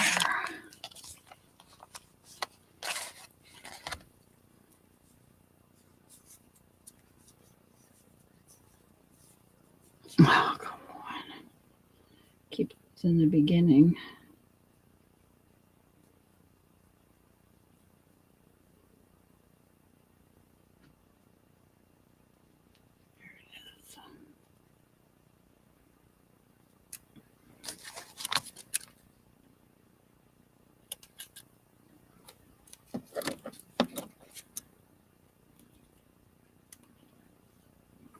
It's pretty though.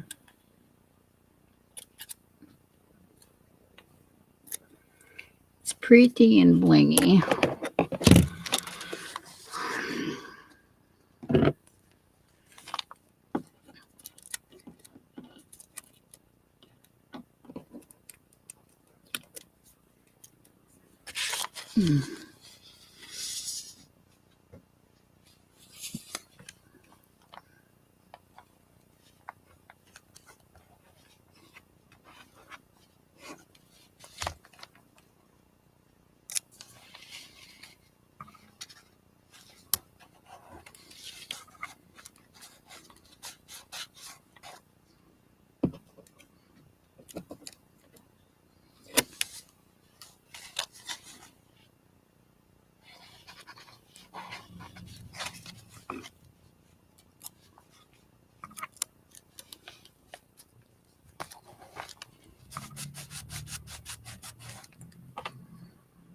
Another piece.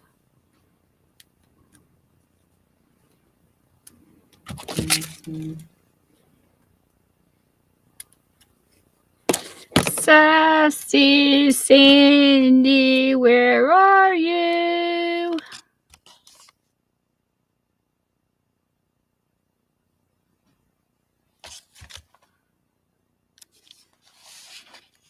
Oh, come on. Really? You're such a brat. Weren't supposed to do that.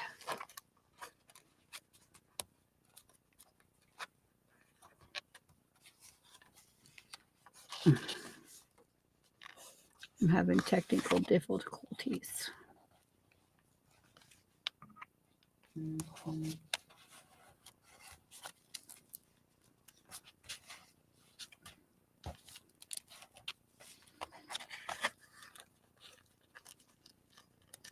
Really?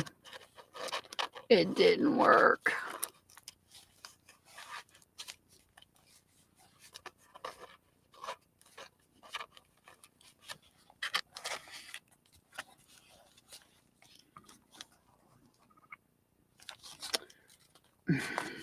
Tina, this is being a pain.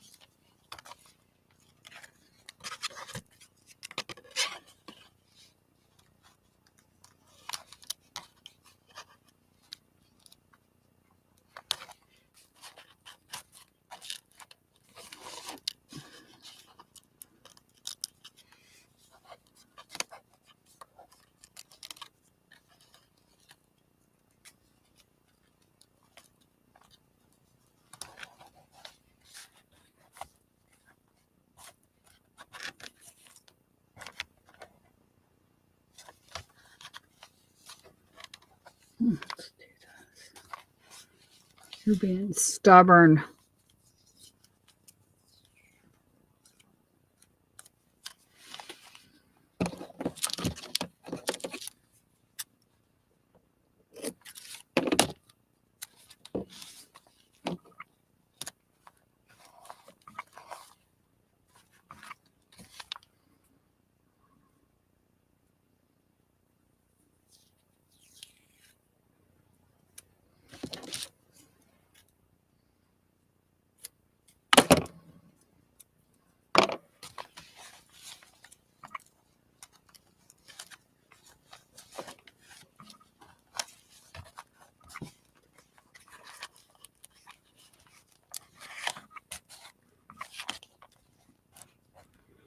There.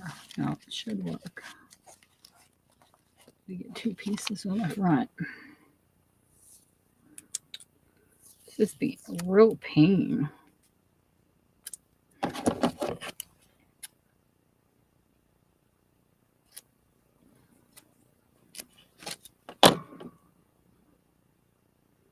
Stubborn washi tape.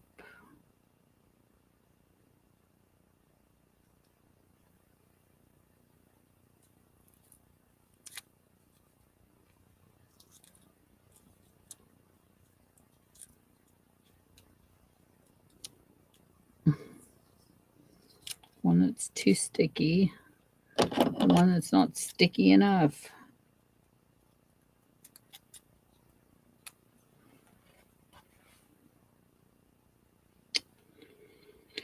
I tell ya.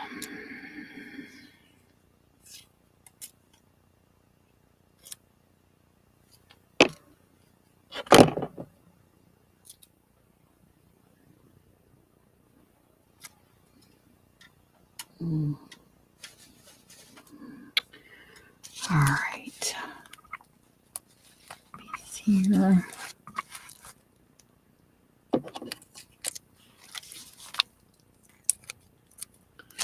Like, how many pieces of washi tape does it take to hold down a card? Okay. There. Finally.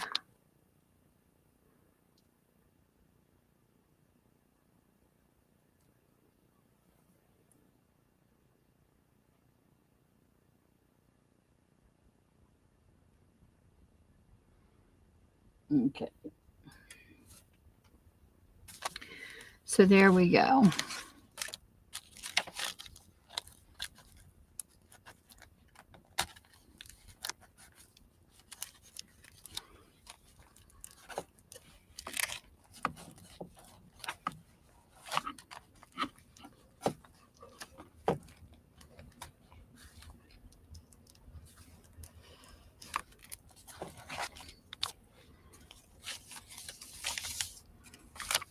And then whoever else gets put in here.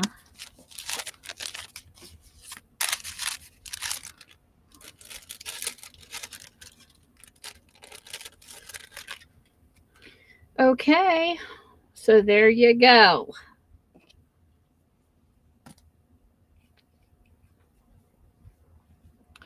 What I got done so far.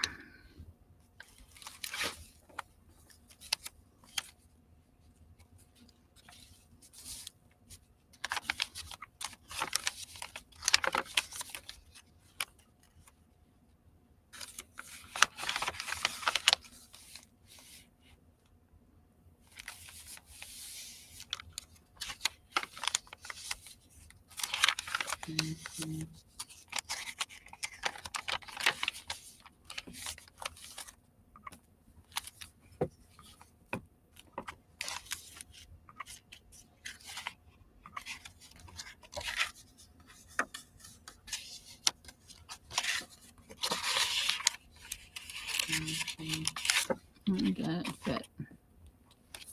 That's okay.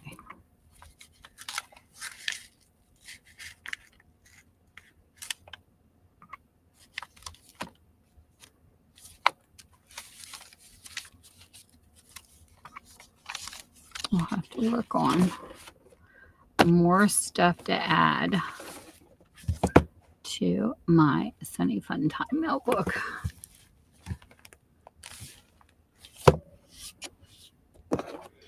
Cutesy, cutesy. Who's this from?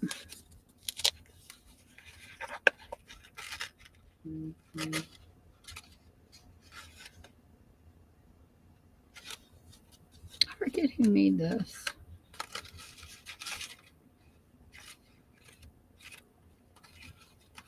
But I know what this needs to go in. This was a thank you gift from somebody. Look at them cats. They got attitude. This was a little envelope.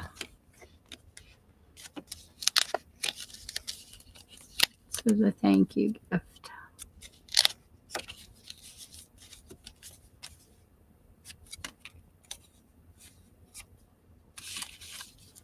We'll just leave that on there. I can't remember who did it, but that goes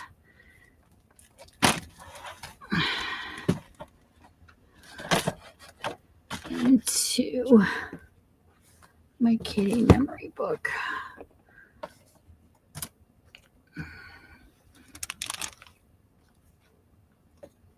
Of Hope and Heather.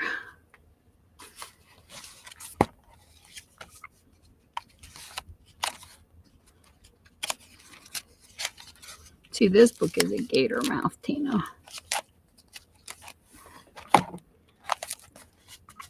Because it's just a regular altered book where so many pages turn up. This book was in bad shape. So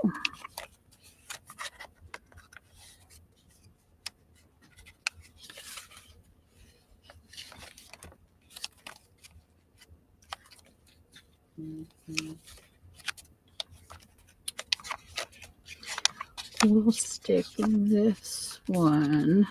Miss my babies. My pretty kitties.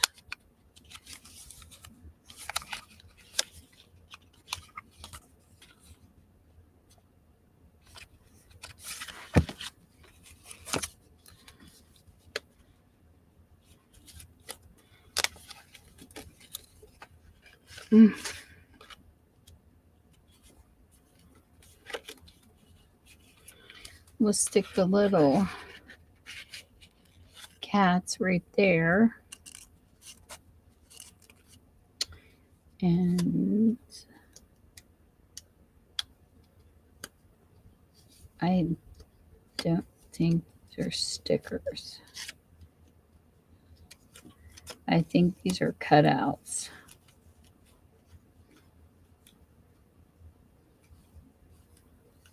Yeah, somebody sent them to me. Welcome back, and they sent these kitty cutouts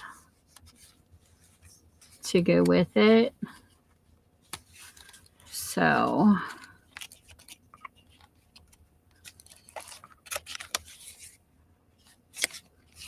we're going to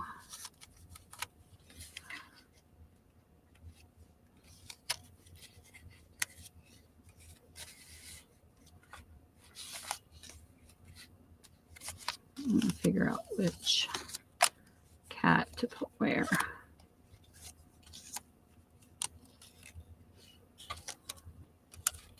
But I thought this was really cute.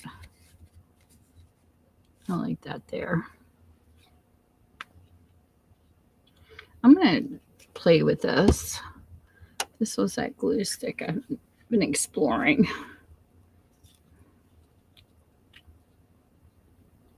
So far, it's been working pretty good.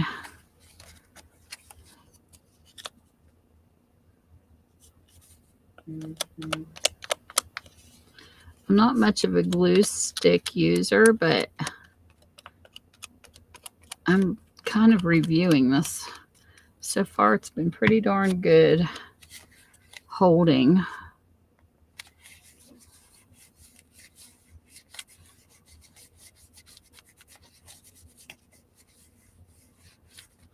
So we'll put that one there. Cat on there And then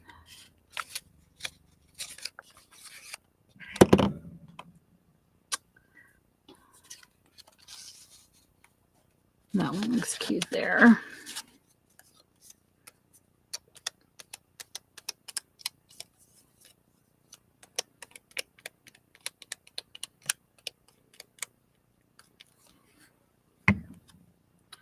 So we'll put this one right here.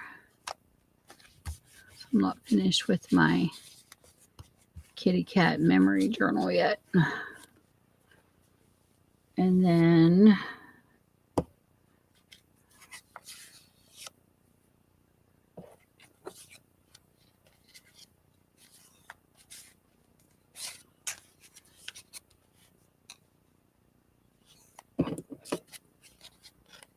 yeah.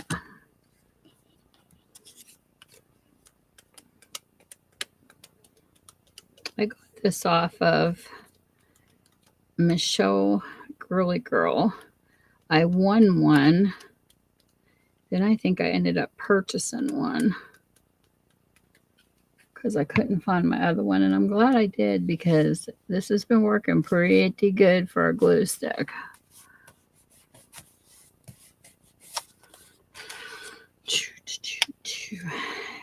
Pretty good. It's called Yoo-hoo stick. I don't know. Magic Blue.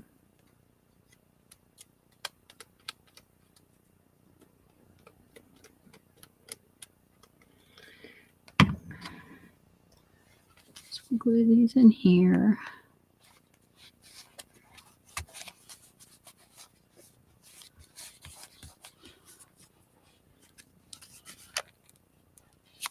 And that's my Hope. She was my baby. Need to get some stickers, Tina. Tina's the sticker collector.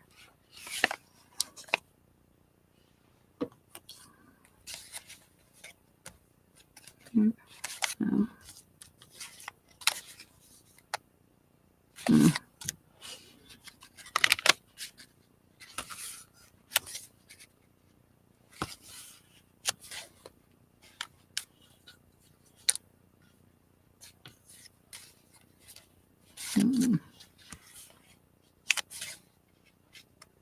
That's my Hope.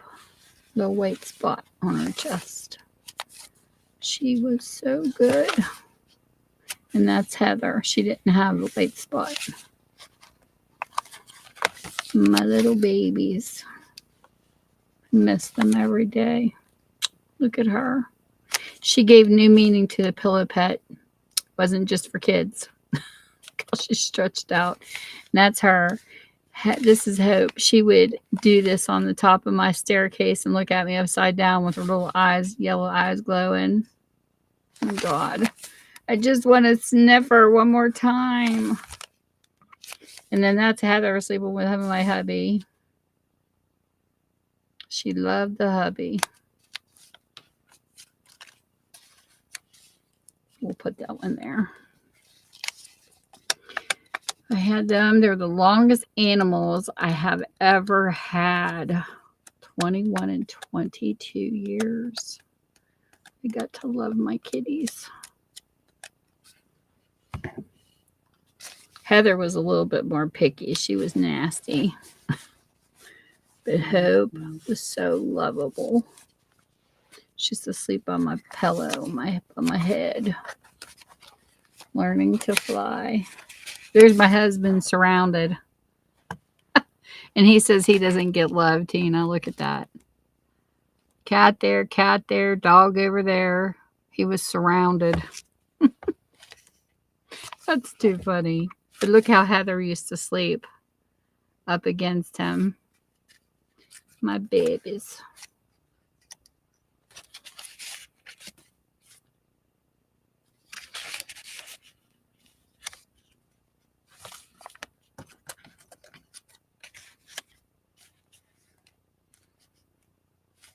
No, I won't put that on there yet.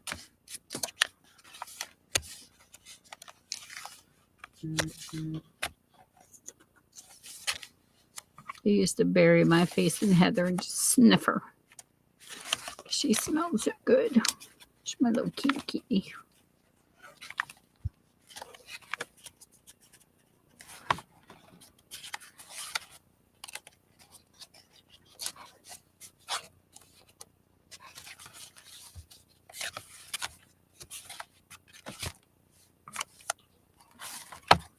Put this one here.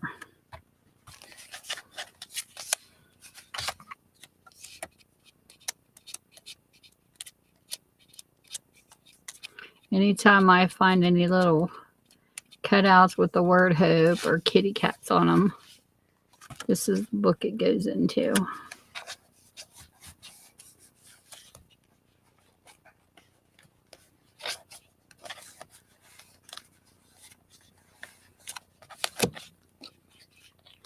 My babies.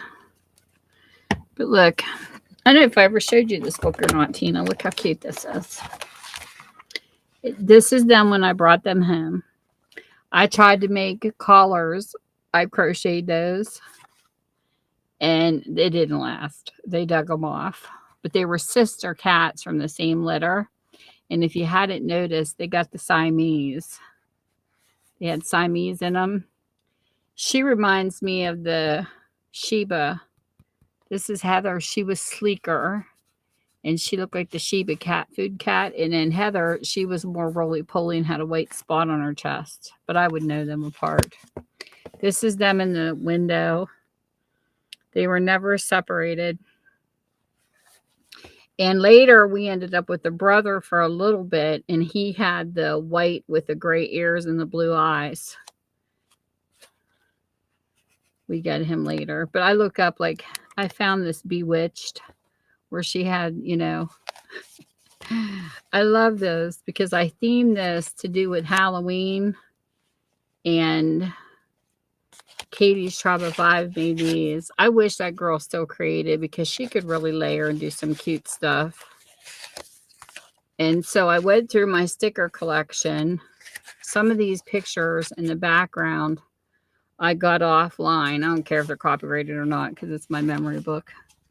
But every time I see the word hope, I cut it out. And then I did a Halloween because they were black cats. I didn't even know until it was announced that black cats, they never let people adopt them from the shelter because people kill them and sacrifice on Halloween. That's just cruel. I never knew they did that. So anyways, my cats would come out on Halloween and say hi to everybody. So I would go through magazines around Halloween and cut out anything. Look how cute that. Some of these were pictures I just found as images online and printed them off. I found the word hope there. There she is. That's my Hopa. And these were cute. I can't remember where I got these stickers. Look how cute those are with the candy apple. Like, they really show up. Or silhouettes of black cats. And I've just played in this and added different things.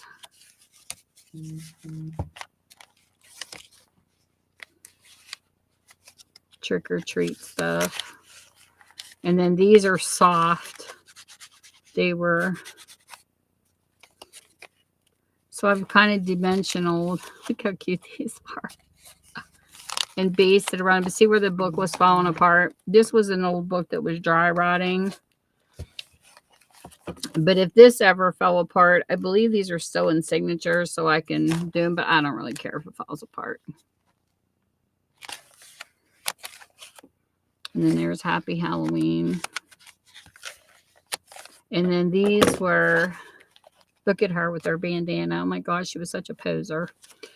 These I found, somebody gave these to me in a Happy Mail. And then these I found, I think these were on eBay. Those are old, like, type.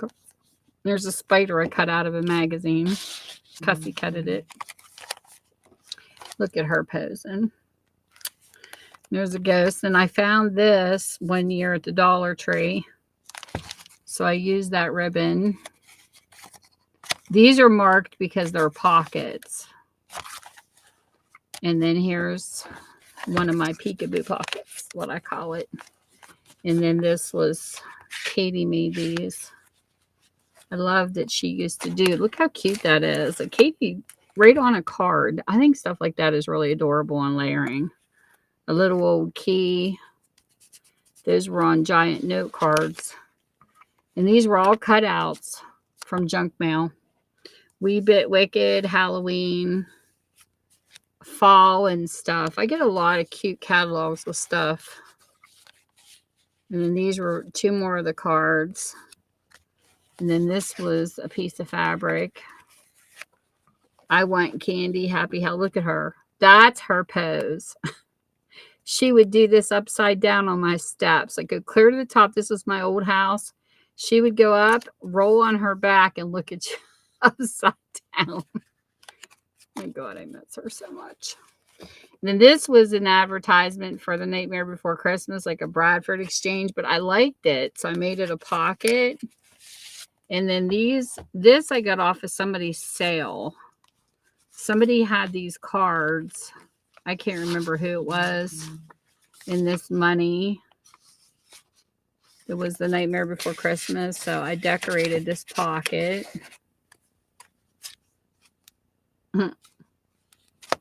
This is cute.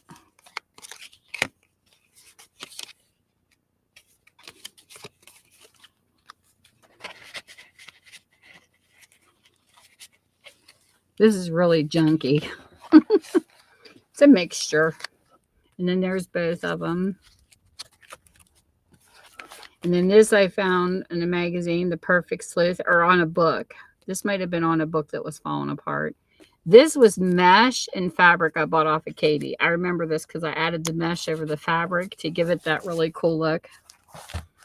And then this just says Happy Halloween. It's got a card and another one of those. And this says Crafter Square. That was off of a Crafter Square package, but I thought it was cute because it had pumpkins. And then the Happy Halloween kitty. And then here's a button and other cards. And then here's another one here. This is common in a magazine. The picture of the cat with the books. And then this is fabric. And then it goes into fall. And this here says, those we love don't go away. They walk beside us every day, unseen, unheard, but always near, still loved, still missed, and very dear. So I put them in as a memoriam. And I went into fall. And then I started just adding fall colors. There's Rooney when she was younger with the cats. I didn't let her around them as a wee puppy because she was jumping at them and I didn't know how they would take to her. So she kind of lived on the other side of they lived on the other side of the house from each other for a bit. And then we brought them together slowly. And I was surprised at how the cats took to her. They actually loved cuddling up to her and stealing her body heat. So it was really cool that they ended up liking Rooney. This was a poem that was actually in the book, and I just went around it because it talks about death and dying. It's like a death poem, and I left it in there because of this being a memory book. And then this, I just put a picture of a random cat and just kept decorating it. Lots of Michael in here sleeping with them. But I'll still add decorations here and there. Look at her eyes. That's Heather. Look how big her eyes are. And she don't have the white spot, but you can tell it's her. Her face, Heather was wickeder. Her face was more different than Hope's. And this was a leaf from the Dollar Tree. And I just did randoms. And then there, I love these pictures of her here. And this was a card. A picture of a card I had. I cut it apart. And then here's End of a Perfect Day. That was from Sharon Lombard. She made that one. And then Katie made the front. And this is Charming. little cats. Magazines come through here. This was some Sharon Lombard too. I like Sharon Lombard's craft. She don't have a channel, but she's a good crafter. She makes a lot of cute stuff for Defy. And then there's a cat reading a book. Couldn't resist that. So just whenever I see something, I'll put it in here as a memory to them. So I just added random pages and fall colors. And then I went back to Halloween a little bit in the end. I went from autumn back to Halloween. That's Heather. That's Hope.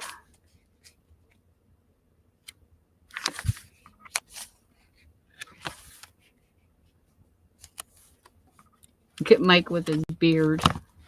Had a little goatee going on. And that's Heather laying on him, buddy. Look at her eyes. She's like, that's my daddy. You come near him, I'll scratch your eyes out. She has a wicked look. And that's Hope. Then I have a Bewitching Autumn stop in for a spell. And that's it. But Hope was funny. Thank you. Because when she wanted Mike's attention and he wouldn't wake up, she would get up on his chest and just take her paw and go to his face. But she didn't have her claws out. She would smack him. Let's look at the cat beating you around. So that's my memory book. I think it's really cool when you have pets. I think this was good therapy. But look at how gatored it is. And see why? Because the spine is smaller. If this spine was wider, this wouldn't happen. It's all about the spine. Because when you look at my Gothica, see how it still squeezes? But look at the spine. That is one huge spine. That spine spans over 5 inches, Tina. I mean, like my hand just fits over the spine. But because the spine is bigger, it's not gatored. It's all about the back. So you don't gator. That's how it rolls. But I've done gator mouths a couple times because my spine was smaller. So a lot of times when I create journals, just as a tip, because I've been creating them for a while, I look at my signatures first. That's why there are some crafters that will do the signatures before they do the book part itself, for that reason, decorating and everything. Now I don't decorate mine before I put them in. The only things that I will put on before I sew mine in is if I want to do a lace pocket like this, I will wrap it around. See, that's the front part and that's the back part in the middle of a signature. I will wrap it and have this done before it's sewed into the book. So if it's something like that, I will. But if it's like this, I don't do any of this until after. Sometimes even if it's a pocket, I'll do the wraparound, but all that's done before it's sewed in. So I pretty much know how bulky it's going to be. And then later, you know, like I come back and do this, but that's why this never gatored. Because I left the back bigger. And I don't measure. I just kind of eyeball. If that helps you any, because I know you were having fits about your gator mouth. Because I think that's what's ripping that other book apart too. But I like how you did the ribbon because you give your book growth. Let me pull these out. I'm making a mess over here. Hold on. But it's all trial and error, you know. As crafters, we're learning all the time when we're creating. But that was my problem too. My first one had a gator mouth. I heard you on your video and I was like, oh my God. Tina did the same thing I did. But that's how we learn. Okay. Sit back down for a second. Dale! What have you been up to, Dale? You've been a good boy.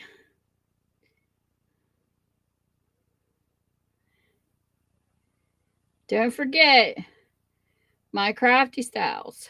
If you don't have it, add it. I'm trying to build my crafty styles channel. And I'm so excited. YouTube sent me a smiley face because I have my first 1,000 views on that channel. And I'm past 200. The channel's growing slowly but surely. And I need to get some of my people on this channel over on that channel. I'm up to 203 subscribers. Oh my goodness. I'm telling you what, starting over a new newbie is definitely different. And I'm getting more views over there too. There's my crafty styles. Come find me. But I like both channels. I had debated on shutting this one down, but I don't want to because I like Tammy's passions too. And I'm going to go back into doing books eventually. So I want to keep this channel because that is one of my passions. I love to read. So, yeah. Well, thank you, Dell. And I love it because somebody told me your first 1,000 subscribers, you get notified.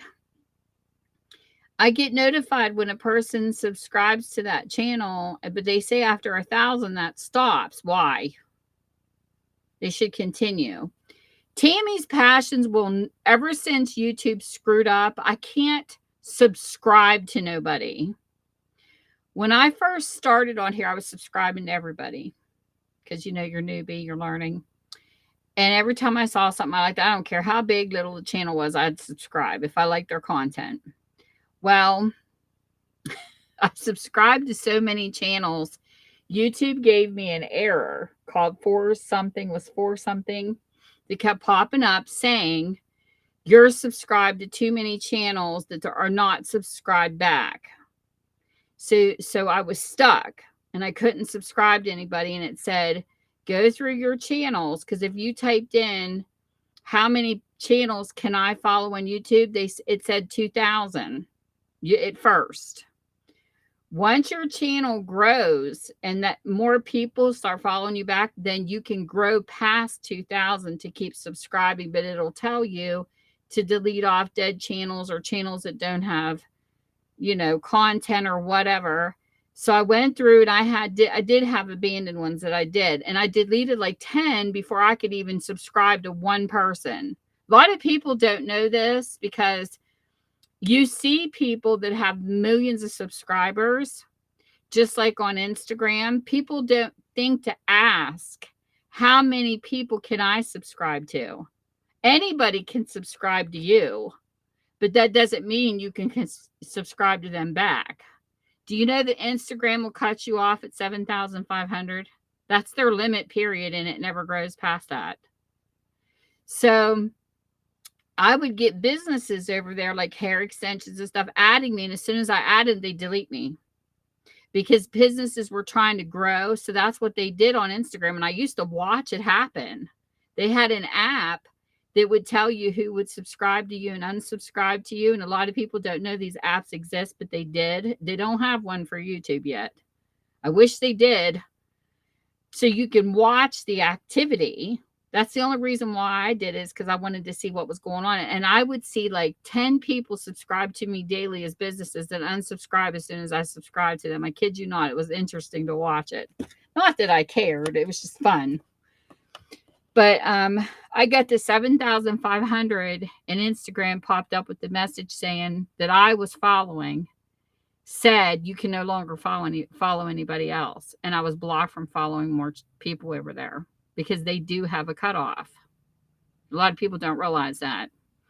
So I think when people come from Instagram, because I was on Instagram for a month before YouTube, you're thinking when YouTube gets you that error that you have to unsubscribe, because that's why people are losing numbers. It ain't a purge. A lot of these people say, oh, YouTube's purging. Well, let me tell you a little story about how I can prove YouTube is not purging. I can't show you on my phone, but I can show you on a computer. There is a gamer a long time ago when I hit 1K that was in a stream on this channel, and it's been a while ago. He had, I don't know how many accounts made up that have no activity. They're not bots. They're just not active. He keeps extra. So if you were in a networking stream and you're trying to grow your channel, all of a sudden you're hitting 1K if you only had like 10 extra to go or something like that, because he's filling it up with crap. That's something I disagree with in a networking stream. You don't do that to people. Don't give them dead people. I have 2 channels. My Crafty Styles and Tamies, they are both active, and I will watch channels under both. This guy does not. He only watches under one gaming stream. He put 15 of his empty accounts on this channel that I can't get rid of.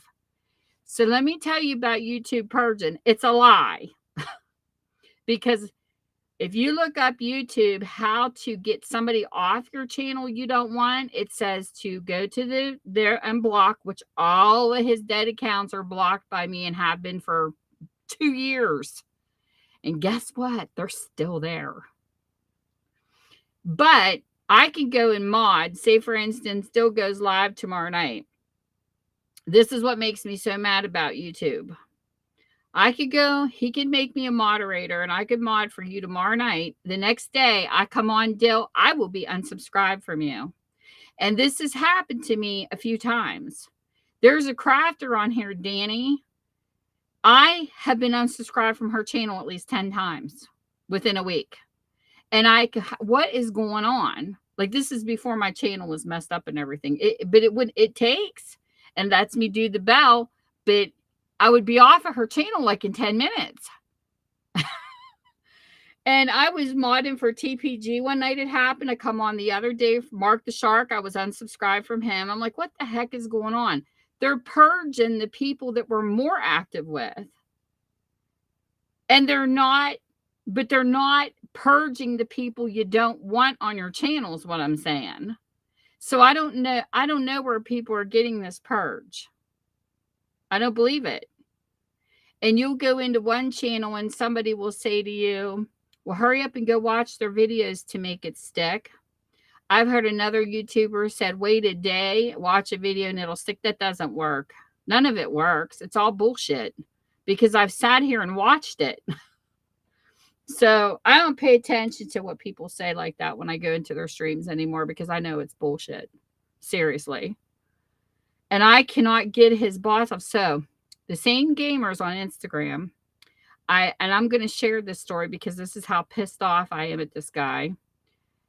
And I don't care. I'm not shouting out names, but I'll tell you what he did. I contacted him through Instagram and I said, could you please take your dead channels off my channel because I don't want them there. He turns around and tries to send me a dick picture. Seriously. And I'm like, what are you doing? I said, I see you're trying to send me something and I'm not looking at it. And he turns around and he says, oh, I could get you more followers if you send me some skin. I'm like, you got to be, you know what? You can go F yourself.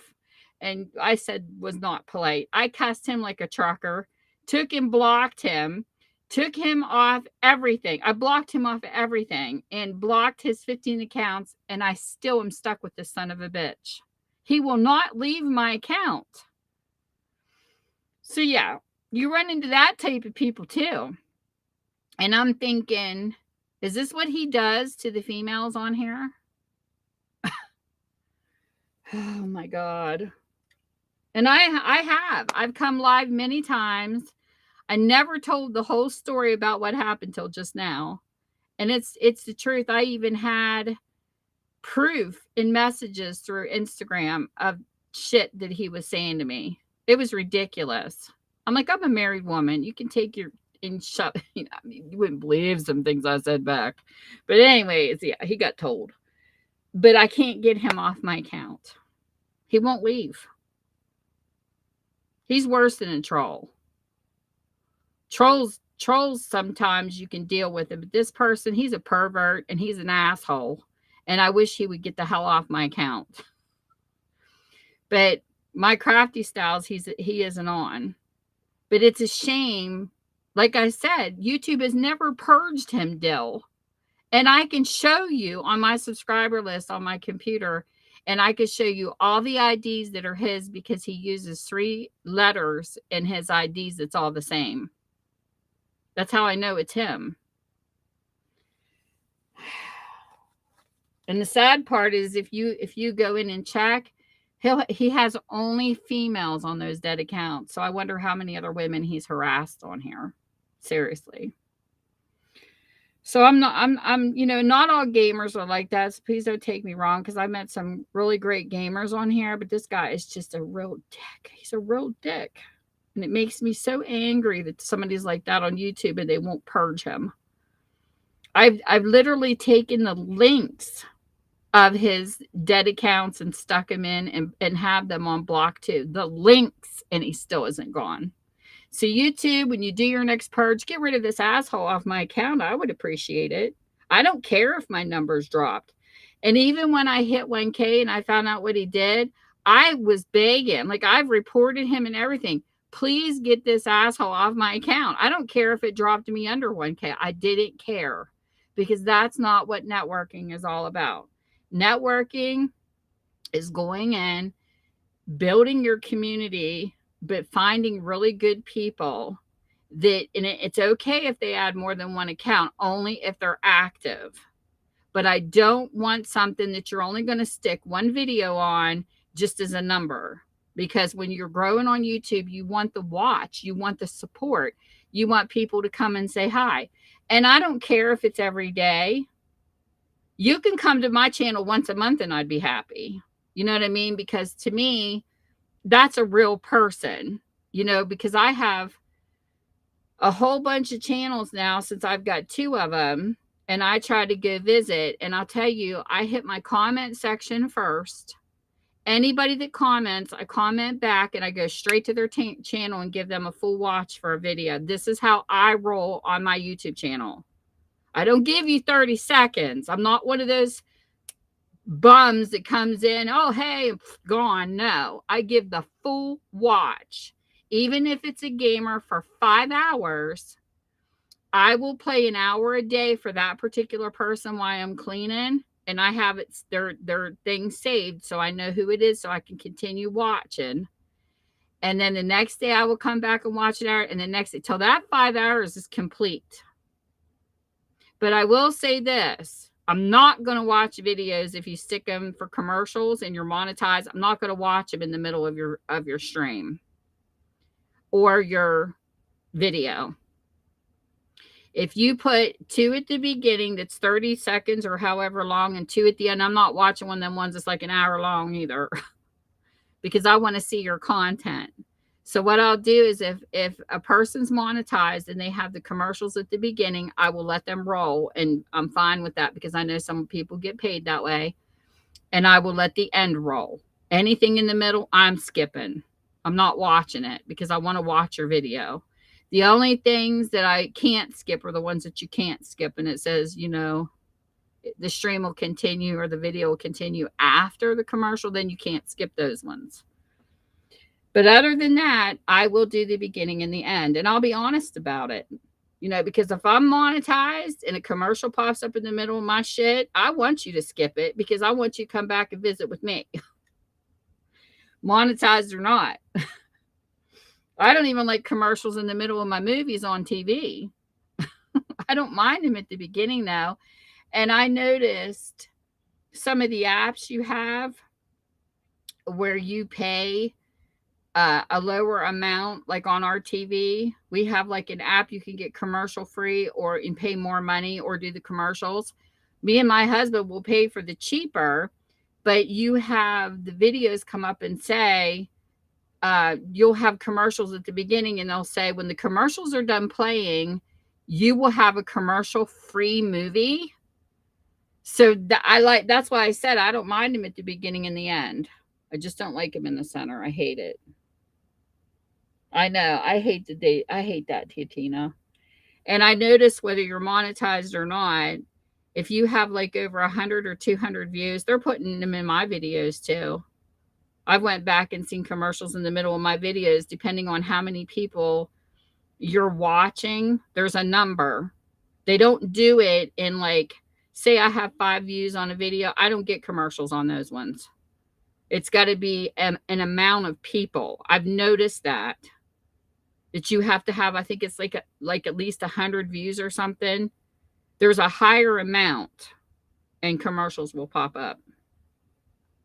And another thing I learned this week that I did not know. I am very big on internet security, and I want to share this with people because I was talking to Sandy about this earlier. I did not know that PDF files can trap you by a hacker. I knew that JPEGs could because they're coded, and I knew everything on the net that's coded can be manipulated. I know that if you get an email that you know is spam, if you open up that email, you're not hacked, because Gmail controls Gmail, not the hacker. The only way you can get hacked from an email is if you click on a link in it or something in the email, but the email itself, no. I've never heard of somebody being hacked by just an email, at least not the services I've used.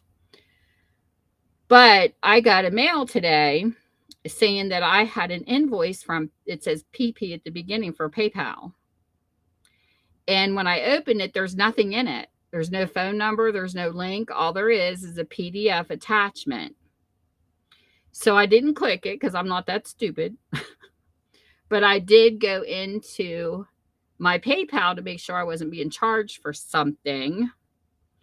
And there was nothing there because, you know, some people can send like a request or whatever, but usually you get that as an email. So I went to the help section on PayPal and I typed in, because it's called phishing with a PH. If people don't know that, I learned that a long time ago in 2001 when I first came online. And it's not the kind with the rod. It's the bad boy kind or bad girl kind. So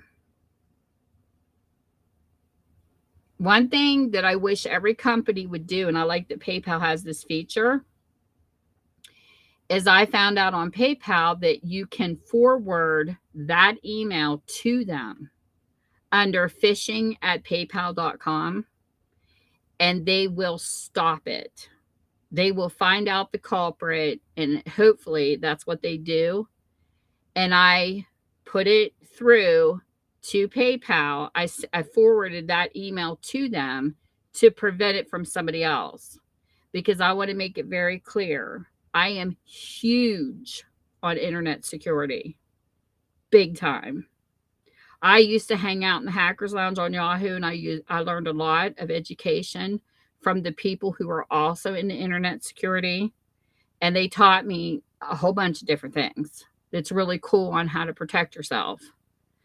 All this time, I've been a good girl and never got hacked because of knowing what you're supposed to do and what you're not supposed to do, until I lost my Instagram account. And the only reason why I was stupid enough to lose it, which not really stupid, just more naive, is because, oh, don't you start. Why'd you quit working? Oh, don't do that to me. Really? Guys, I was just bragging about this new light and it went out and now it's not working. My ring light. Ugh.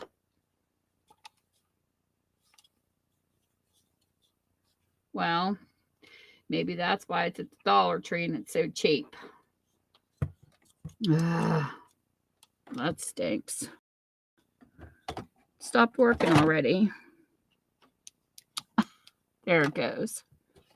I'm like, really? I don't know why it just quit. So, anyways, back when I was in Instagram, you would have businesses that were starting. I mean, hey, I own a small business. I own a used bookstore. So, what had happened was there was a person in the makeup community I followed for years, and I trusted them. And that's the thing, is you get to trusting people. And this is the bad part of Instagram. So I get a message from this person, and I had been following for years, and they come out and said, hey, I'm starting a boutique for clothing. Now, mind you, before this happened, this is why I like sharing these stories, I entered a giveaway. There was a company on there that was making toy holders that were material, and they were folding, and you could put kids' toys and stuff in them. And they had a giveaway, and I entered it, and I didn't win the giveaway, but I bought one of the totes.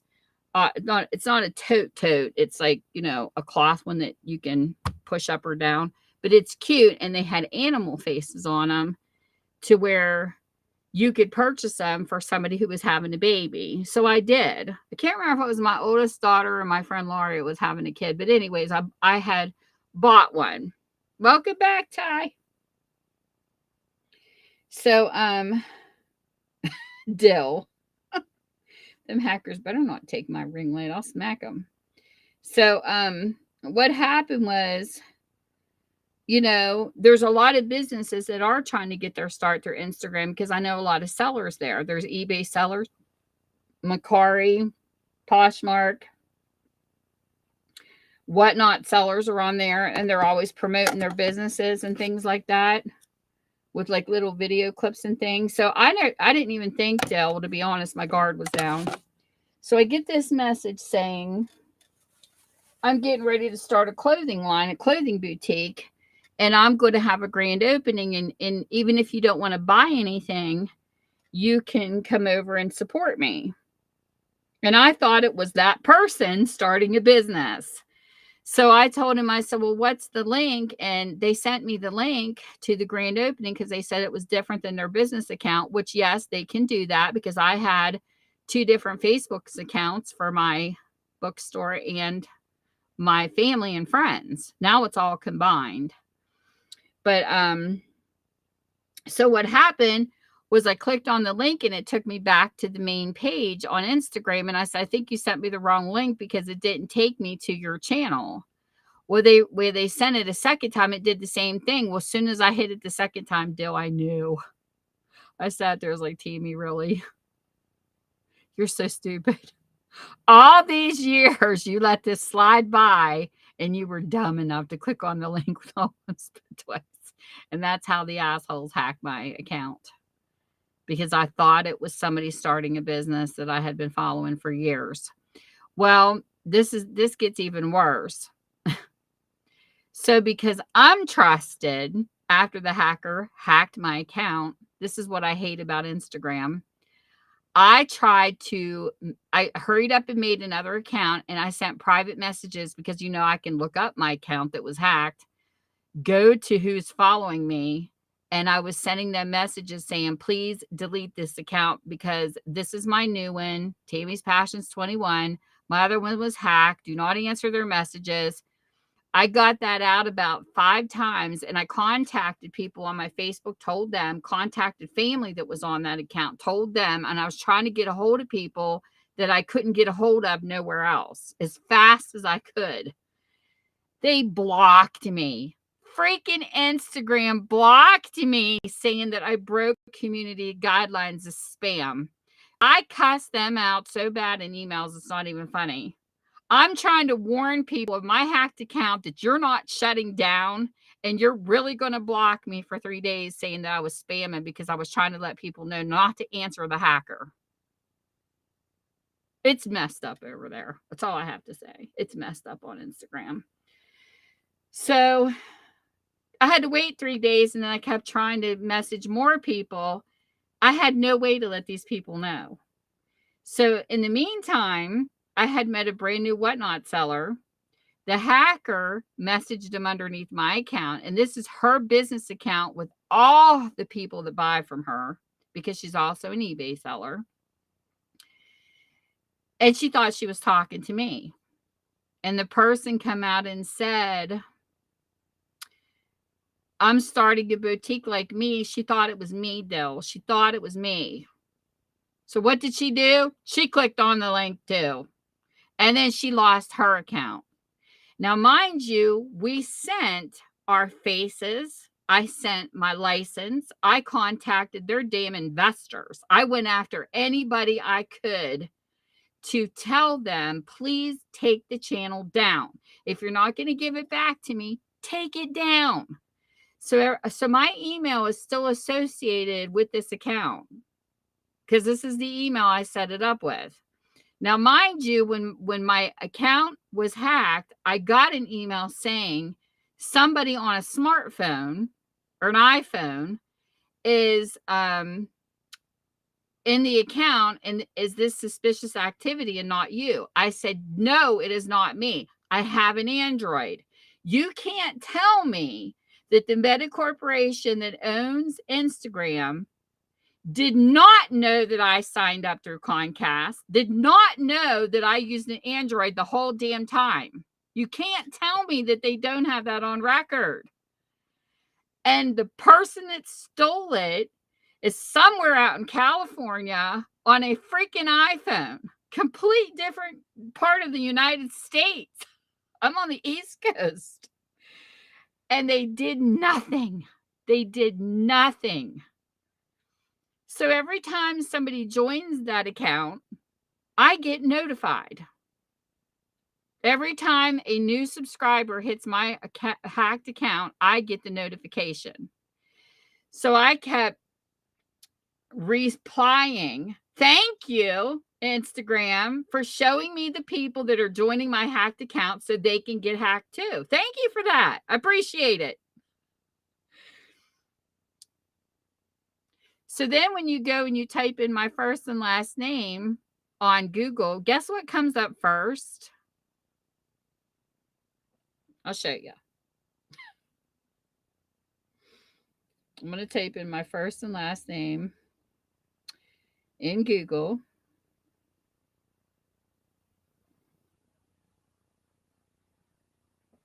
Look.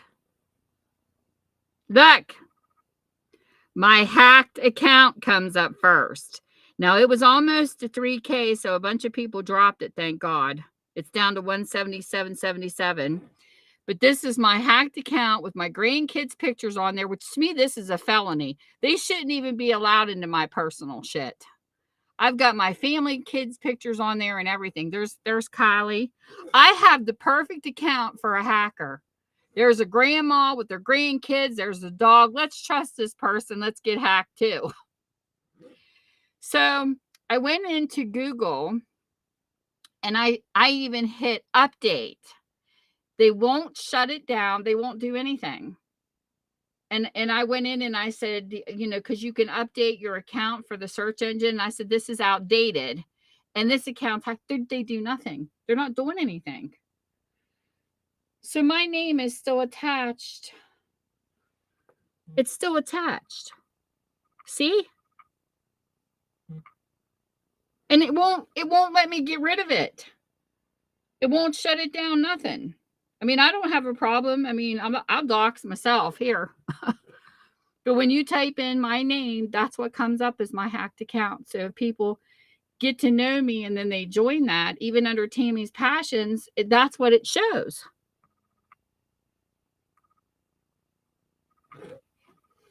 It freaking sucks.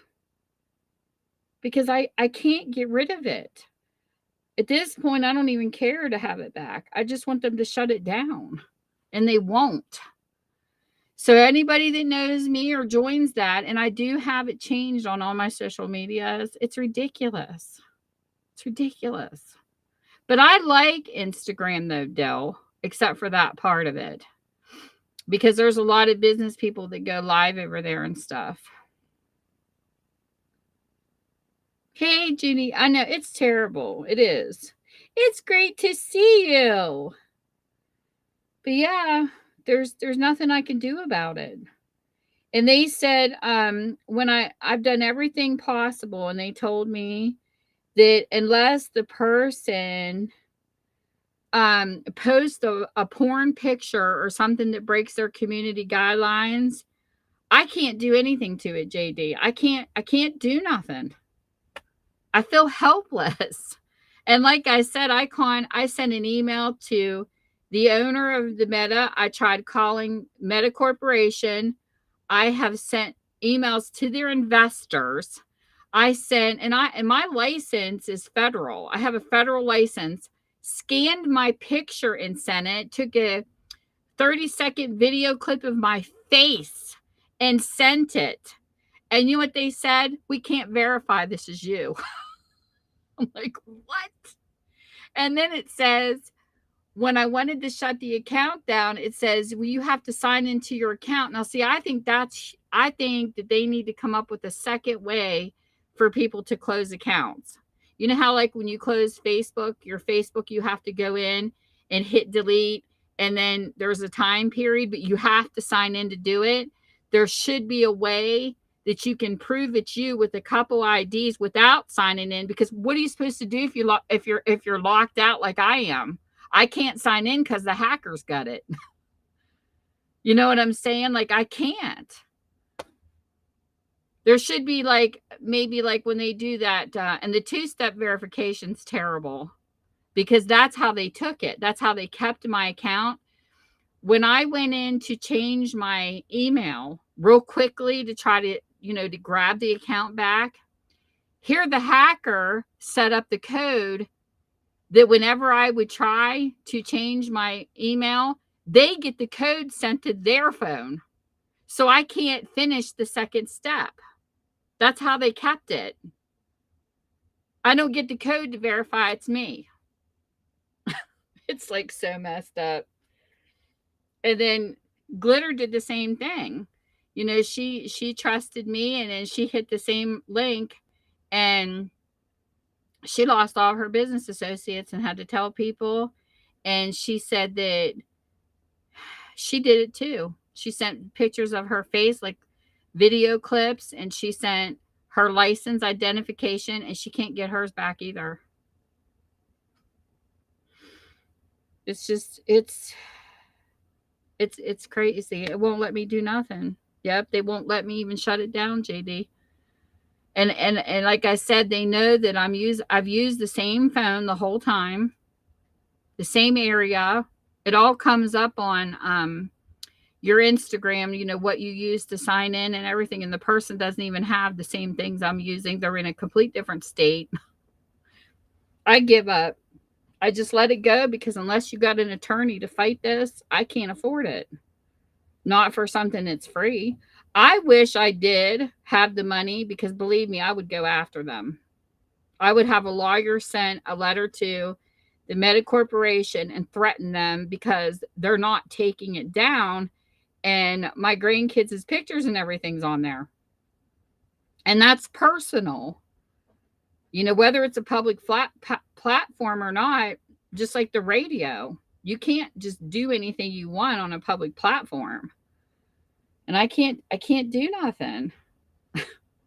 So I try to tell people, just don't, and it's hard because, like I said, a lot of people on Instagram are starting businesses, and that makes it even frustrating even too. Because you want to help the small business person, but now you're afraid to click on links because of somebody like this. Like I said, I've been involved with a lot of giveaways over there, and a lot of business people I got to meet through Instagram, but now I'm afraid to click on anything.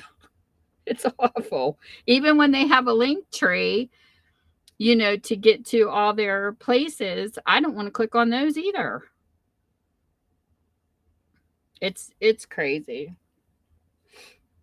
But I'm glad that I was able to educate some people on stuff like this, just so that they know.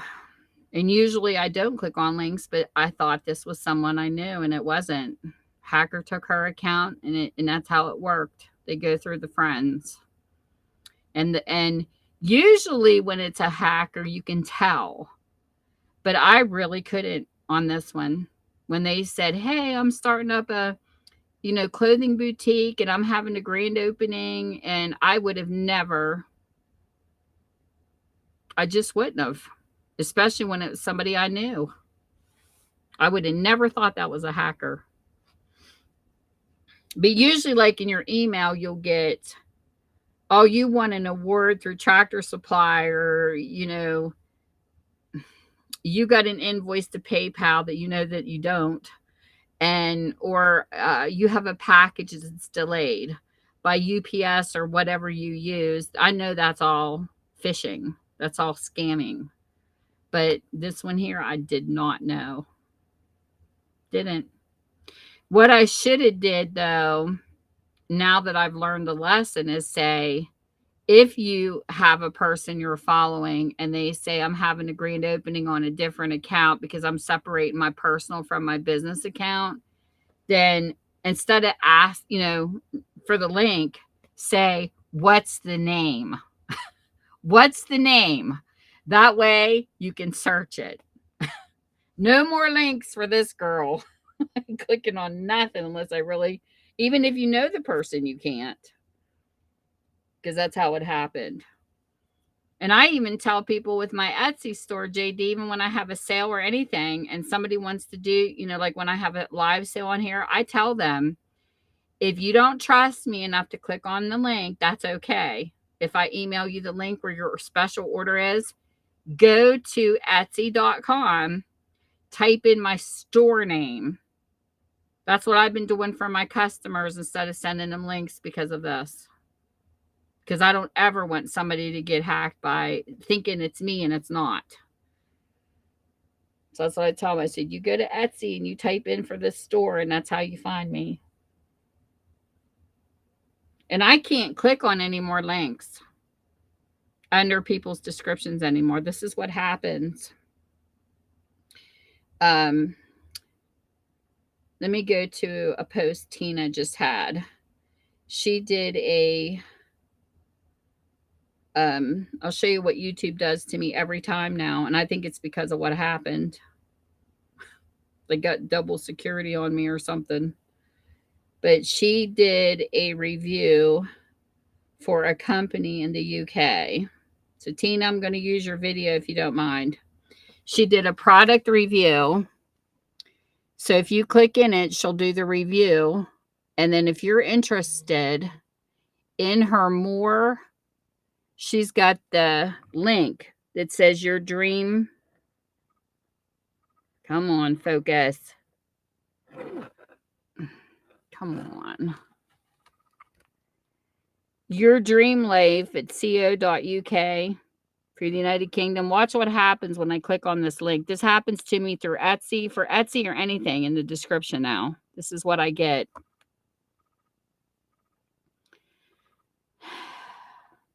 Come on, YouTube, show them. See this? Something went wrong. I can't click on Etsy links or nothing in people's descriptions now. This is what I get. You go to my Facebook page. I don't know if this works for everybody else, but it doesn't for me. On my Facebook page,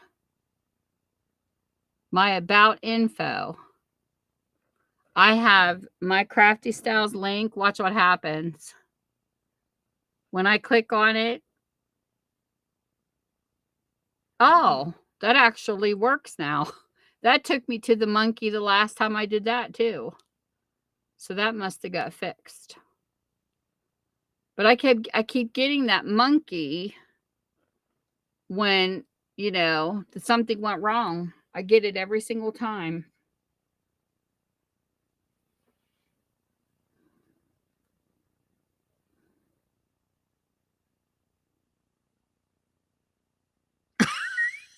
Dill, that's hysterical. Oh, Ty, that is a big thing for people who, come on. My camera's not focused. So wait a minute. I don't know what's going on. When a person hits 100K on YouTube, I've noticed that they were doing it with Jeffree Star. They did it to Locker Nuts. Anytime a channel breaks 100K, it's almost like somebody's got feelers out. And Jeffree Star had a giveaway one time, and I remember looking in his comment section. Somebody pretended to be Jeffree in his own thing and said, if you want to enter my giveaway, contact me through this link I guess, to up your chances. I don't know. And they kept doing it to Locker Nuts. And I saw somebody answered me on, I made a post under Locker Nuts on Facebook too. And somebody answered me with messages like that. And then Tim McGraw, I made a comment under one of their videos that he did with Faith Hill, and I got a message from Tim McGraw, and it wasn't the real Tim McGraw. So what I try to tell people I don't want to click on links on Facebook, but on YouTube, you can actually go to the channel to see if they're the legit person. Somebody was running around with Tim McGraw's name answering his own comments. It was funny. But that's what I think is sad. When you become a bigger YouTuber, what I think is really cool, Ty, don't ever change. You're one of those people that once you hit your 100K, you still answer your subscribers. And I love that. The people that subscribe to your channel, you know how many bigger YouTubers don't even bother to answer? Or you just get a little heart and they never say anything to you. It's so annoying to me. It's like, come on, talk to me. Even if it's Tim McGraw, I'll say hi. No matter how famous a person is, I think they should still answer some of their commenters. I just think it's sad that they don't. It's almost like it's dead. Like you wonder if they ever read your comments or if you even matter to some of these people. But even if a person doesn't answer comments, there's a couple bigger YouTubers I know that will talk to you in their videos. I think that's cool too. Like they'll say stuff to people, so they've read them. But I know there was one bigger YouTuber on here, me, and her comment section is bad. These people are so negative towards her. It's ridiculous. And she's such a sweet lady. I can't help it. I have a big mouth, Ty. I can't help it. I told her commenters off. You should see this great big long speech. And I said, and don't say one negative thing under this comment that I'm making, because if you do, I'll delete it and all your comments are going to go bye-byes. I said, this woman comes on here and you supported her. She has grown to be a great YouTuber with numbers and stuff like that. But what makes you think you're entitled to her money? You wouldn't believe the beggars under her comment section. It's ridiculous. Telling her what to do with her money now that she's been famous. And we supported you and you should do this. And I'm thinking, bitches, take a chill pill. And I'm like, just because you support somebody doesn't mean they owe you anything. And I know a YouTuber personally who he started out with different gamers and some of their channels took off and his didn't. He was pissed off because they wouldn't lend him money. And I was like, who the hell are you to think that anybody owes you anything? What a YouTuber does with their money, it's just like, how they say when you win the lottery and people come out of the woodwork, that's none of your business. If somebody wins money, what they choose to do with it, that's their business. I would never think of telling somebody how to run their channel just because I supported them. I just don't get it. I don't. And I made that very clear. When I went under hers, I did it in a nice way, though. I didn't cuss the people. I was just like, who do you think you are to constantly come in her comment section, diss her life, and say that she owes you anything. You supported her and helped her grow, and that's great. But she's a great person. It's not like she's become a snob or anything. She's like one of the most down to earth YouTubers like you are. And I just can't get it. And they say the higher you rise on YouTube, the more it's ridiculous how people treat people. And I remember two makeup people who were up in numbers that got into a fight. This is crazy. And one was putting the other one down instead of settling it on the side. You know, come on, people, let's grow up. Let's talk about it. We're friends. This is shit that should be taken care of in private. But no, one had to bash the other one on social media. And then the other one lost like 3,000 subscribers overnight. Why? Why? You know what I mean? It's between them. If these two people got into a fight, they should be talking about it on the side, not bringing it to social media. It's ridiculous. It's ridiculous. Some of the drama I see on here was like the last presidential election when, you know, Hillary Clinton and Trump were acting like two kids in a sandbox. That disgusted me. I feel this way. When I was a kid, even in high school, and when I used to watch TV as a young kid when political debates came up, we never did this mudslinging or I endorse this message against anybody. That shit needs to go. They need to stop allowing that on TV. I want to hear what you're going to do if you're elected. I want to hear what you're going to improve. When we were in high school and you were running for vice president or treasurer or whatever, you weren't putting down other high school students. This world has becoming so hateful and disrespectful that it kills me. And I was reading a book called My Country, 'Tis of Thee, clear back when they wrote the amendments. And you know what the rule is in that book about free speech? Respect it.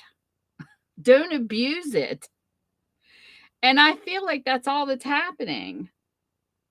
You know, it's like we used to sit and we used to say, if you elect me as treasurer, I'll do this and this and this. And you paid attention to your own little space, what you were going to do to, you know, president, vice president, whatever you were going to do to improve in the school or whatever you're running for. It was never this, oh, this person did this shit and this person. Who cares?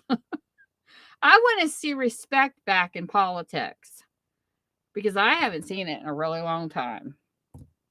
I mean, when you've got to have a mediator because two people can't even have a discussion, it's getting ridiculous. I feel like the more this country gets anywhere, it's childish. People don't listen to each other anymore. They don't respect each other anymore. It's just sad. I get so mad. I don't even like listening to politics anymore. And I actually got an A in politics when I was in college. But I'm blown away. This world is really going to crap. But I try to watch how I word stuff when I do try to have conversations with people. But when I'm passionate about something, there ain't no talking to me. And I just don't like the way the world's going right now. I feel like evil is overruling the good, and it's just not good. Yeah, I feel the same way, Dill.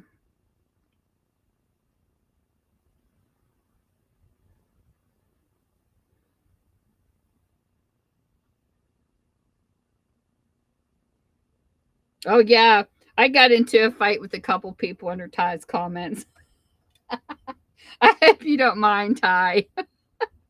She would have some snobby people saying stuff to her. And I remember one time I replied to somebody, well, if you don't like her content, why are you watching it? Go away if you don't like what she has to say. It's hysterical. They get all pissy. It's so funny. Well, I never voted before until the Trump and Hillary situation. And sometimes it's not even about it's an honor to be a part of it, just like it is to do jury duty deal. But I do because I feel that it's needed. I just wish that all of our votes counted as single votes instead of electoral votes. I wish that a vote mattered from each individual person. That's the only thing that I wish would change. But because if you got the three majority states, well, or the majority of electoral votes, what's the matter when anybody else votes? You know what I mean? That's the only part that I don't like. But as far as politics is concerned, yes, I like, but I don't watch TV when I pick. And sometimes you got to pick the lesser evil. Sometimes I'm at the point right now politically, this is how I feel. No matter who walks in, they're walking into a mess. Doesn't matter who it is. But I feel like with the Biden administration, they're doing things too fast. And I'm not going to make fun of him. I didn't vote for Biden, but I'm not making fun of him because it's not fun to have dementia. And I feel bad and sad that people make fun of him for that, because I work with elderly people and I think it's horrible. We had a lawyer one time that did our taxes. I'm going to share another story with you guys because it's true. He was a good friend of my dad's.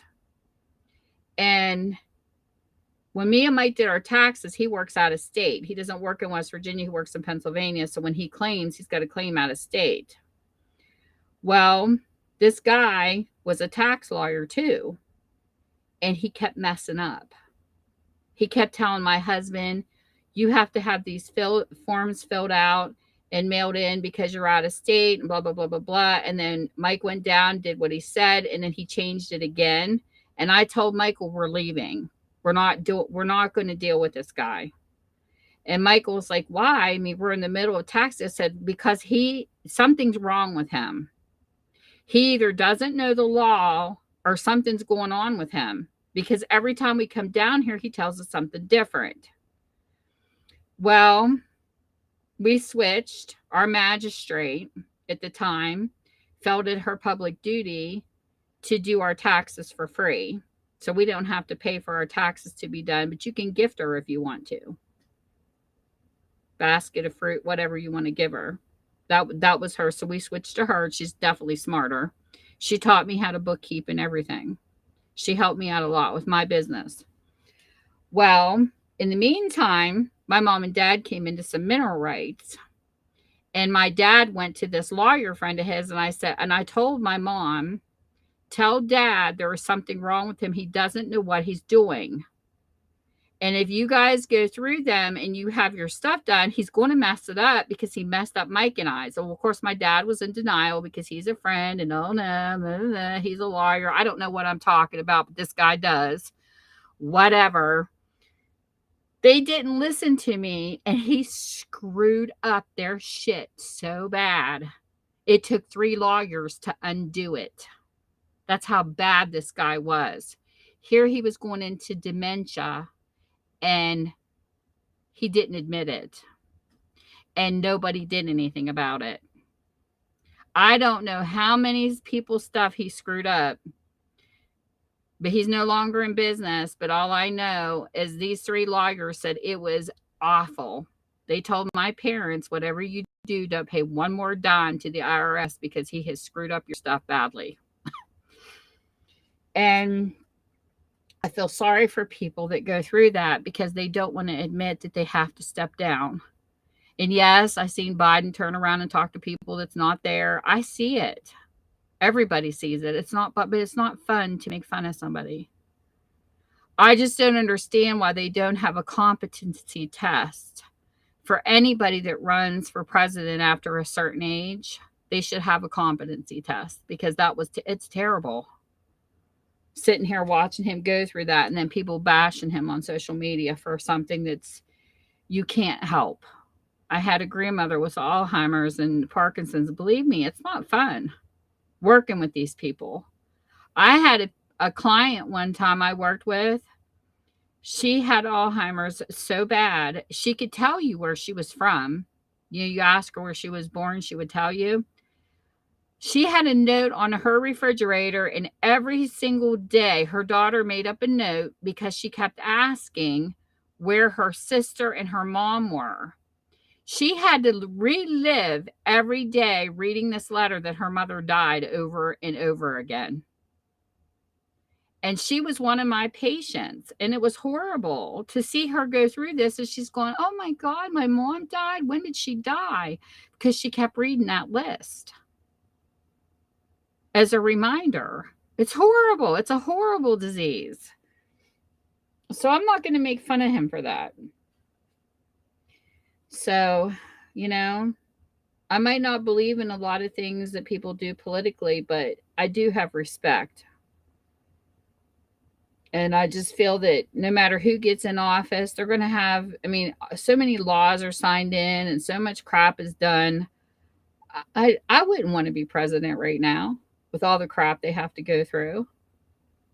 I wouldn't want the responsibility on my shoulders. I don't care who it is.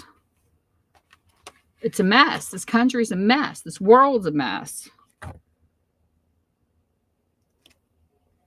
And I just don't know how we're going to ever bounce back.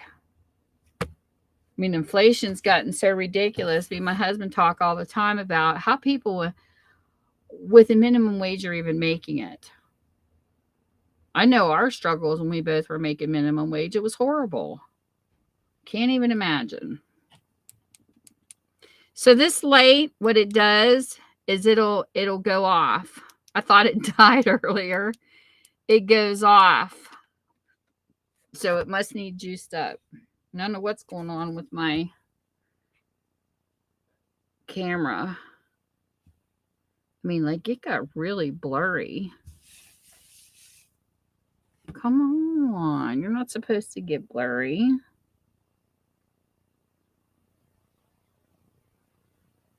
This is not on autofocus either. I don't know what's going on with the camera settings. That is so weird. One time I was down here recording and it didn't finish. I might have to update my cameras. Look, showing my glue. It's here. But it won't come down. Oh, what happened? Is it blurry to you guys too? It's so weird. I don't know what's going on. The outhouse. This is a picture I bought off of somebody because when I have a live sale, I sit this out when I go on my potty break. I have 2 outhouse pictures I use for break time. My grandmother had an outhouse when I was a kid. It was crazy. But yeah, I try to answer people. And I mean, even as small as my channel still is, Ty, I have a hard time keeping up.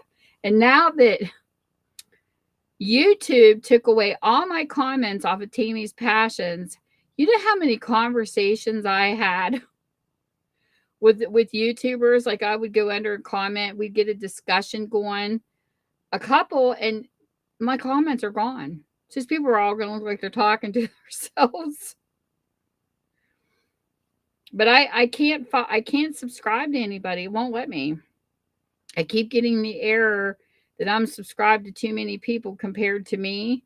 So I went back through and I took off some people, like 20 accounts of people that I don't know who they are. They don't come visit and they don't even have me on their channels. Nobody like us. Just, you know, it was just random people. And I think I had like ABC News, CBS, just different things like that. And I deleted them all. It still won't let me subscribe to anybody. So I don't know what's going on with this channel. It's messed up. It won't let me follow nobody. And I had 3 subscribers just add me recently, and I'm trying to subscribe to them, and it won't let me. It bounces me right back off. Let me see if it'll do it on my phone so you can see what happens. Let me find somebody random I'm not subscribed to.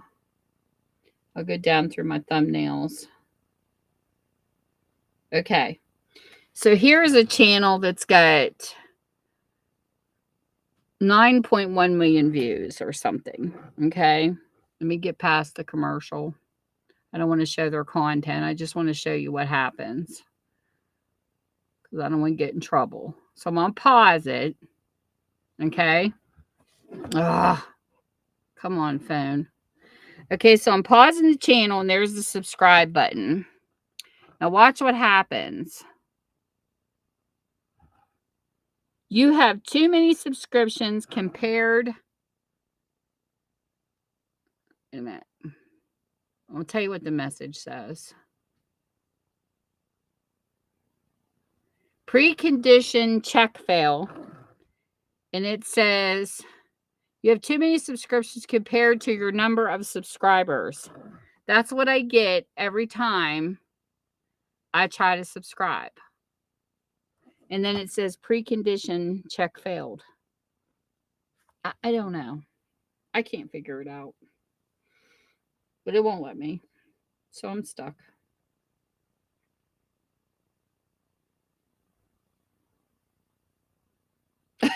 Dill.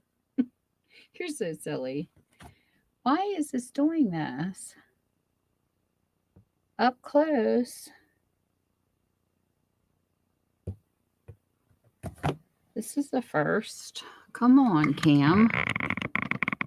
What are you doing? You're not focusing on my horse at all. You're being a bad camera. There's my horse portrait. Let me see if I can get this coat on. There's my horse picture that's on my wall. My horse sheets, even though it's blurred. Let me see something. Where's my cord? Hope my spiders haven't been down here having fun. Let me try something and see what happens.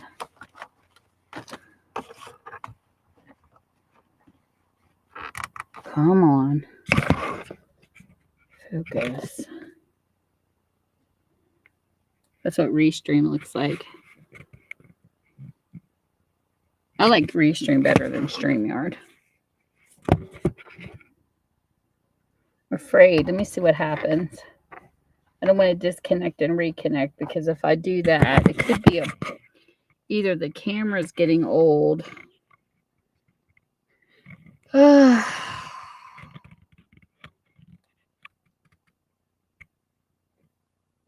don't know.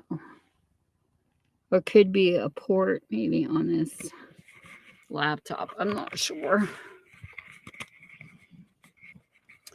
But I'll have to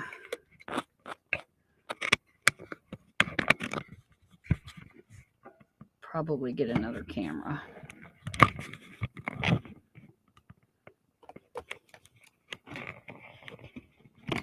I didn't pay a lot of money for it, so we're good. I don't know. But it isn't working, which really stinks, especially when you're doing crafts. What the heck? Let me see something real quick.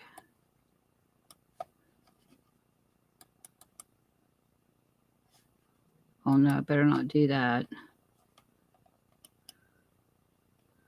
It'll knock my camera off.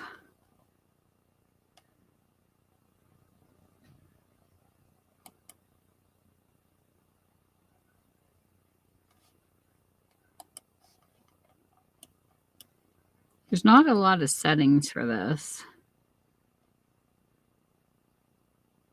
Properties.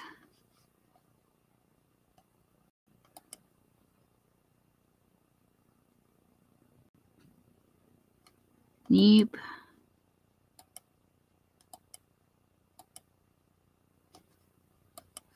don't see a lot of settings for this camera, so I don't know.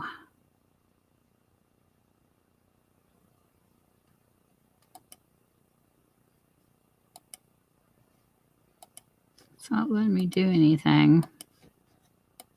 Don't know what's going on. Still, it might have been. I don't know. But it's weird how up close was working fine earlier and it just quit.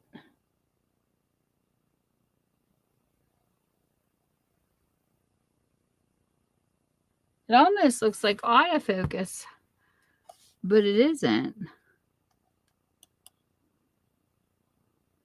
I don't know what's going on. Let me see here. Search.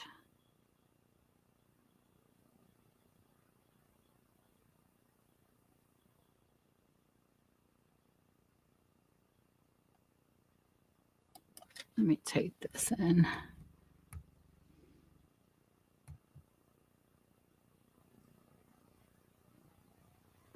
Logitech Cam.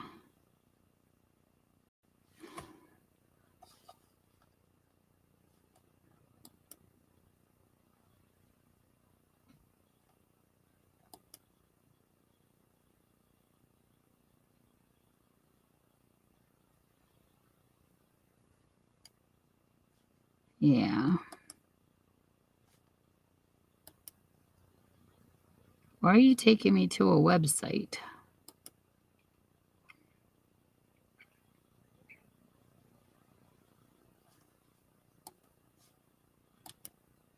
That's crazy.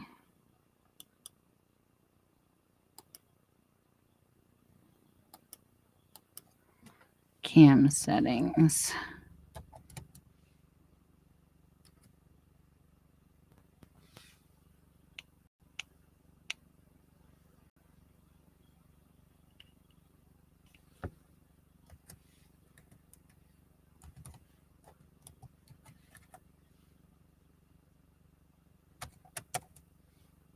Come on, where are you at?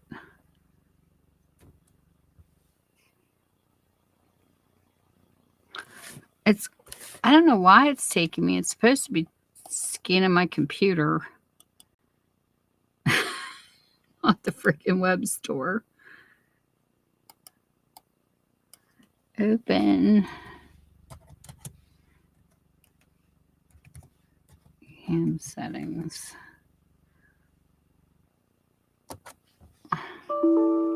Error. Oh, interesting.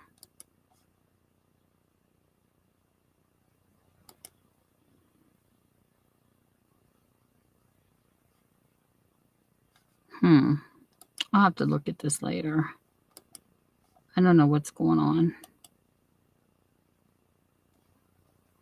Device manager. It's not helping me.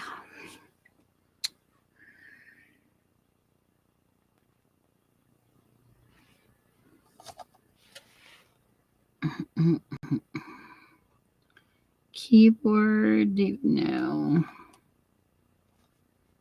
Cameras. This is what I want.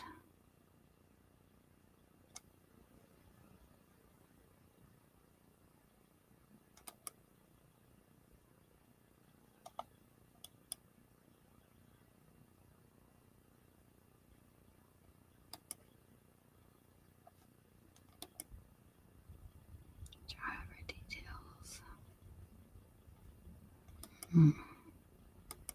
Yeah, it's not giving me anything to focus.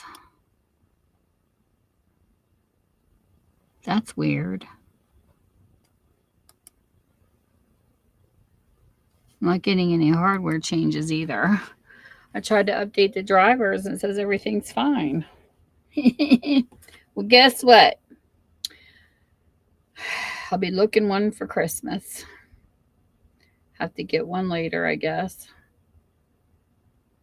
Boo. I have another camera, but I don't think it's down here. I think it's upstairs.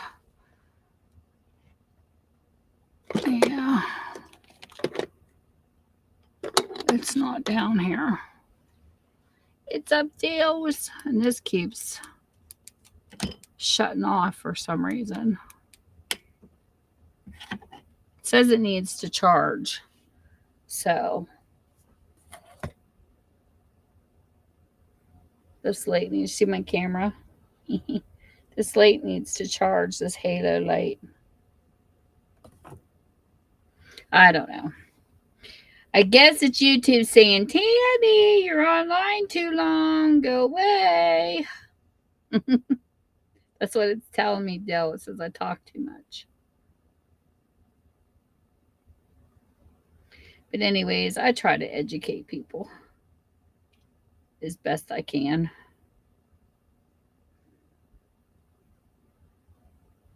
But my Crafty Styles is doing good. It's growing pretty steadily. It's past 200. I can't wait till that channel gets to 1K. It'll be fun. But in the meantime, it's fun networking and meeting new people. And I need some more males over there, Dill. I got my analytics for my Crafty Styles. I got a total of 204 subscribers. I got 908 views. It's growing steadily. And then it shows who's watching. I like how it does this. It's cool. My audience. The United States.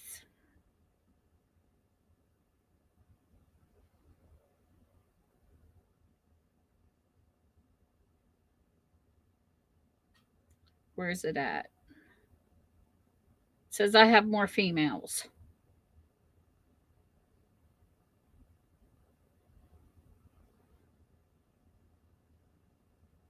I can't find it. Research. No. This is overview now.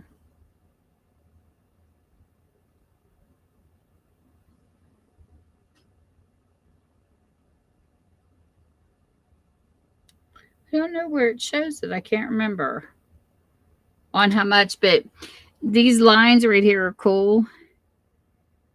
The last 28 days, I got returning viewers, videos only, watching both, and live.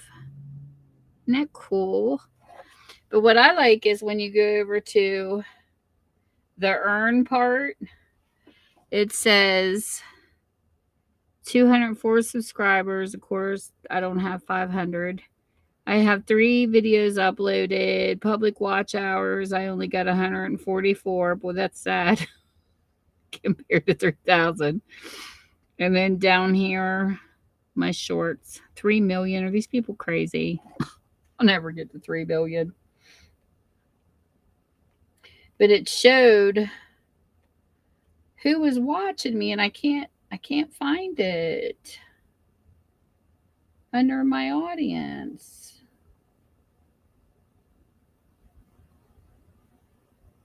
Oh, it says nothing to show for these datas now. Really? Okay, see where it says age? In the analytics, it told me that I had women, all women from the United States, and they were between a certain age group. And now it's not telling me anything. And then this is what really kills me. People that are subscribed watching are 58.3. People who are not subscribed. Why do non-subscribers watch? I got 41.7 not subscribed. So give me a break. Subscribe, people.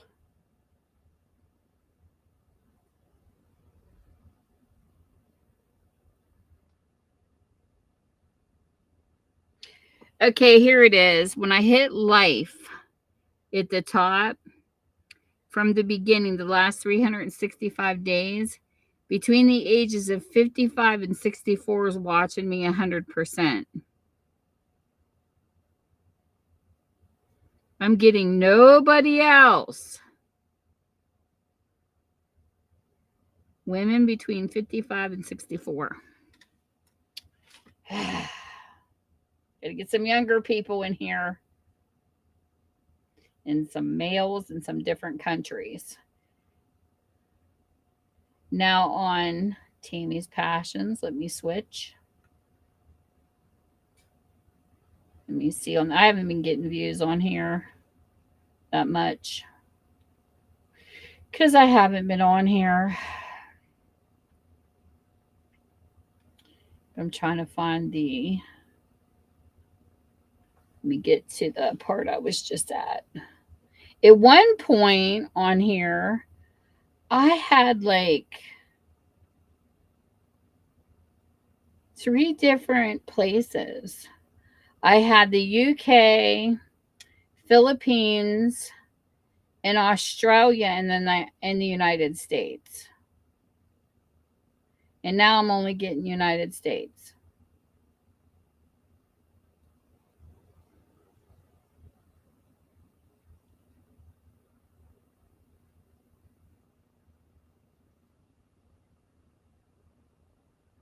And then according to this, eligibility, I'm not getting monetized on this channel because I don't want to, but I have 500. I have the subscribers, and look, 459 watch hours out of 3,000.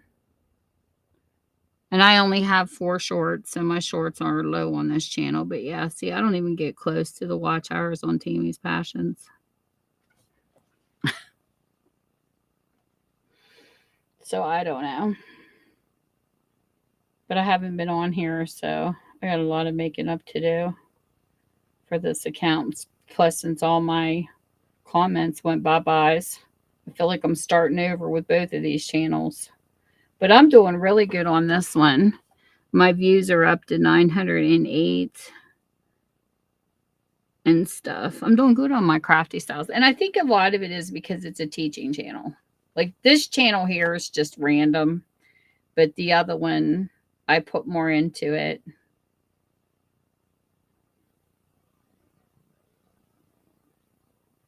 So we'll see how it goes. Tina, I don't know what it is. YouTube's losing its rhythm for some of us people for some reason.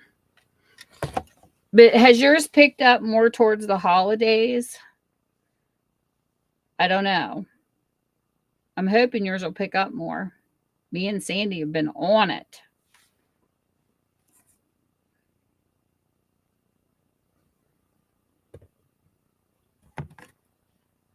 I just don't know what's wrong with this camera. This is going to bum me out. I have another Logitech sitting upstairs. So I do like Logitech cameras. They're within reason. Oh, excuse me. And they got the microphone built into it, but I'll have to figure something else out. I might need an updated camera. My one upstairs is still clear. It's a little grainy. I'll have to check out my third one. I think the third one quit working. That's why I unplugged it. So I might not have one. I don't know. Well, anyways, I'm going to go ahead and go. And I want to thank everybody for coming in. I hear my hubby upstairs making noise. I'm surprised he hasn't pestered me. He come home from work around 11:30, so he's been up there for a while. He's probably going, yeah, she's downstairs. I'm getting a break from her big mouth. Oh, I do too sometimes too, Dill. You can find some good ones. I like the funny animal ones on TikTok. They're hysterical when they put voices to their mouths. Oh, I have to show this one video. No. Wait a minute. Let me see if I still have it on here. I don't want to get copyright strikes for other people's content. I don't know if you can get that from TikTok or not. But I got to show you this because this is absolutely hysterical. I know where it's at. Wait a minute.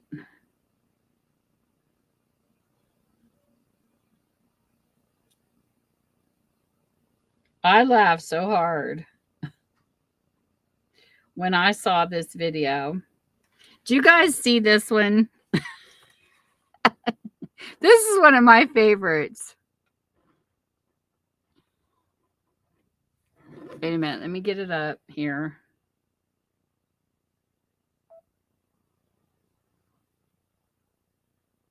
Oh, come on.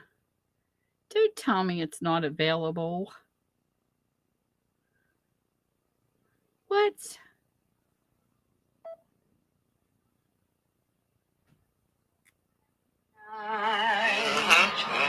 Holy I hear you.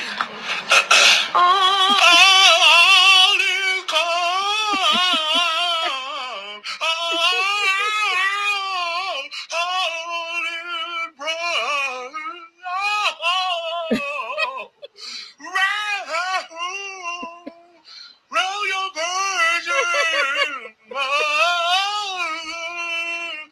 and child. I freaking love that video. That's like one of my favorites. I played again. Silent night. Holy I hear you.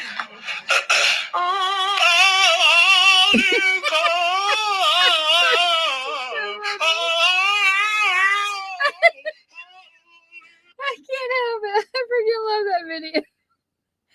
That came off of Facebook, and I hope I don't get in trouble for it, but I can't help but share something like that because it's just absolutely funny.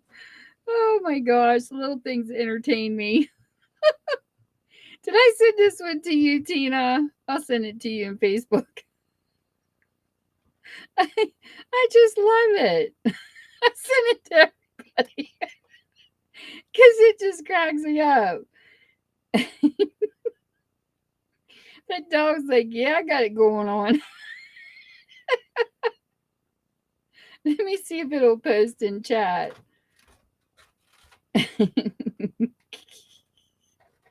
So amusing. Not working.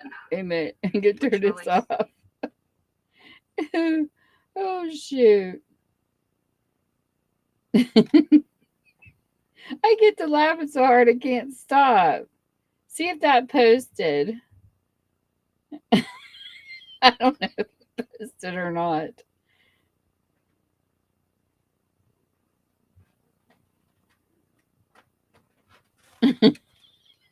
I don't know.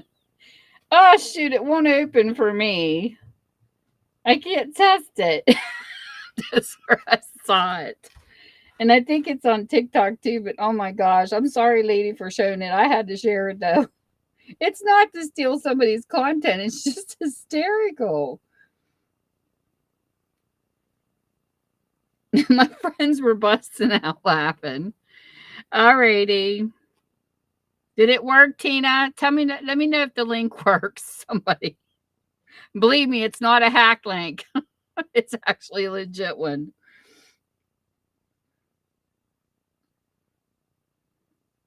Good night, Dale. Thanks for coming.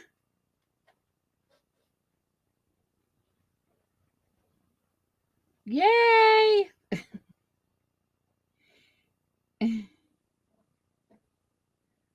I'm glad it works because that's just priceless.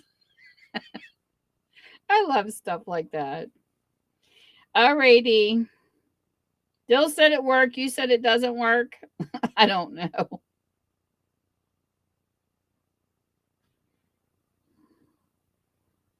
Did it work in your messenger, Tina? I just think that's stunning. It's just stunning. But anyways, good night, everybody. And thank you. Hopefully my camera will not be so blurry next time. I'll see you soon.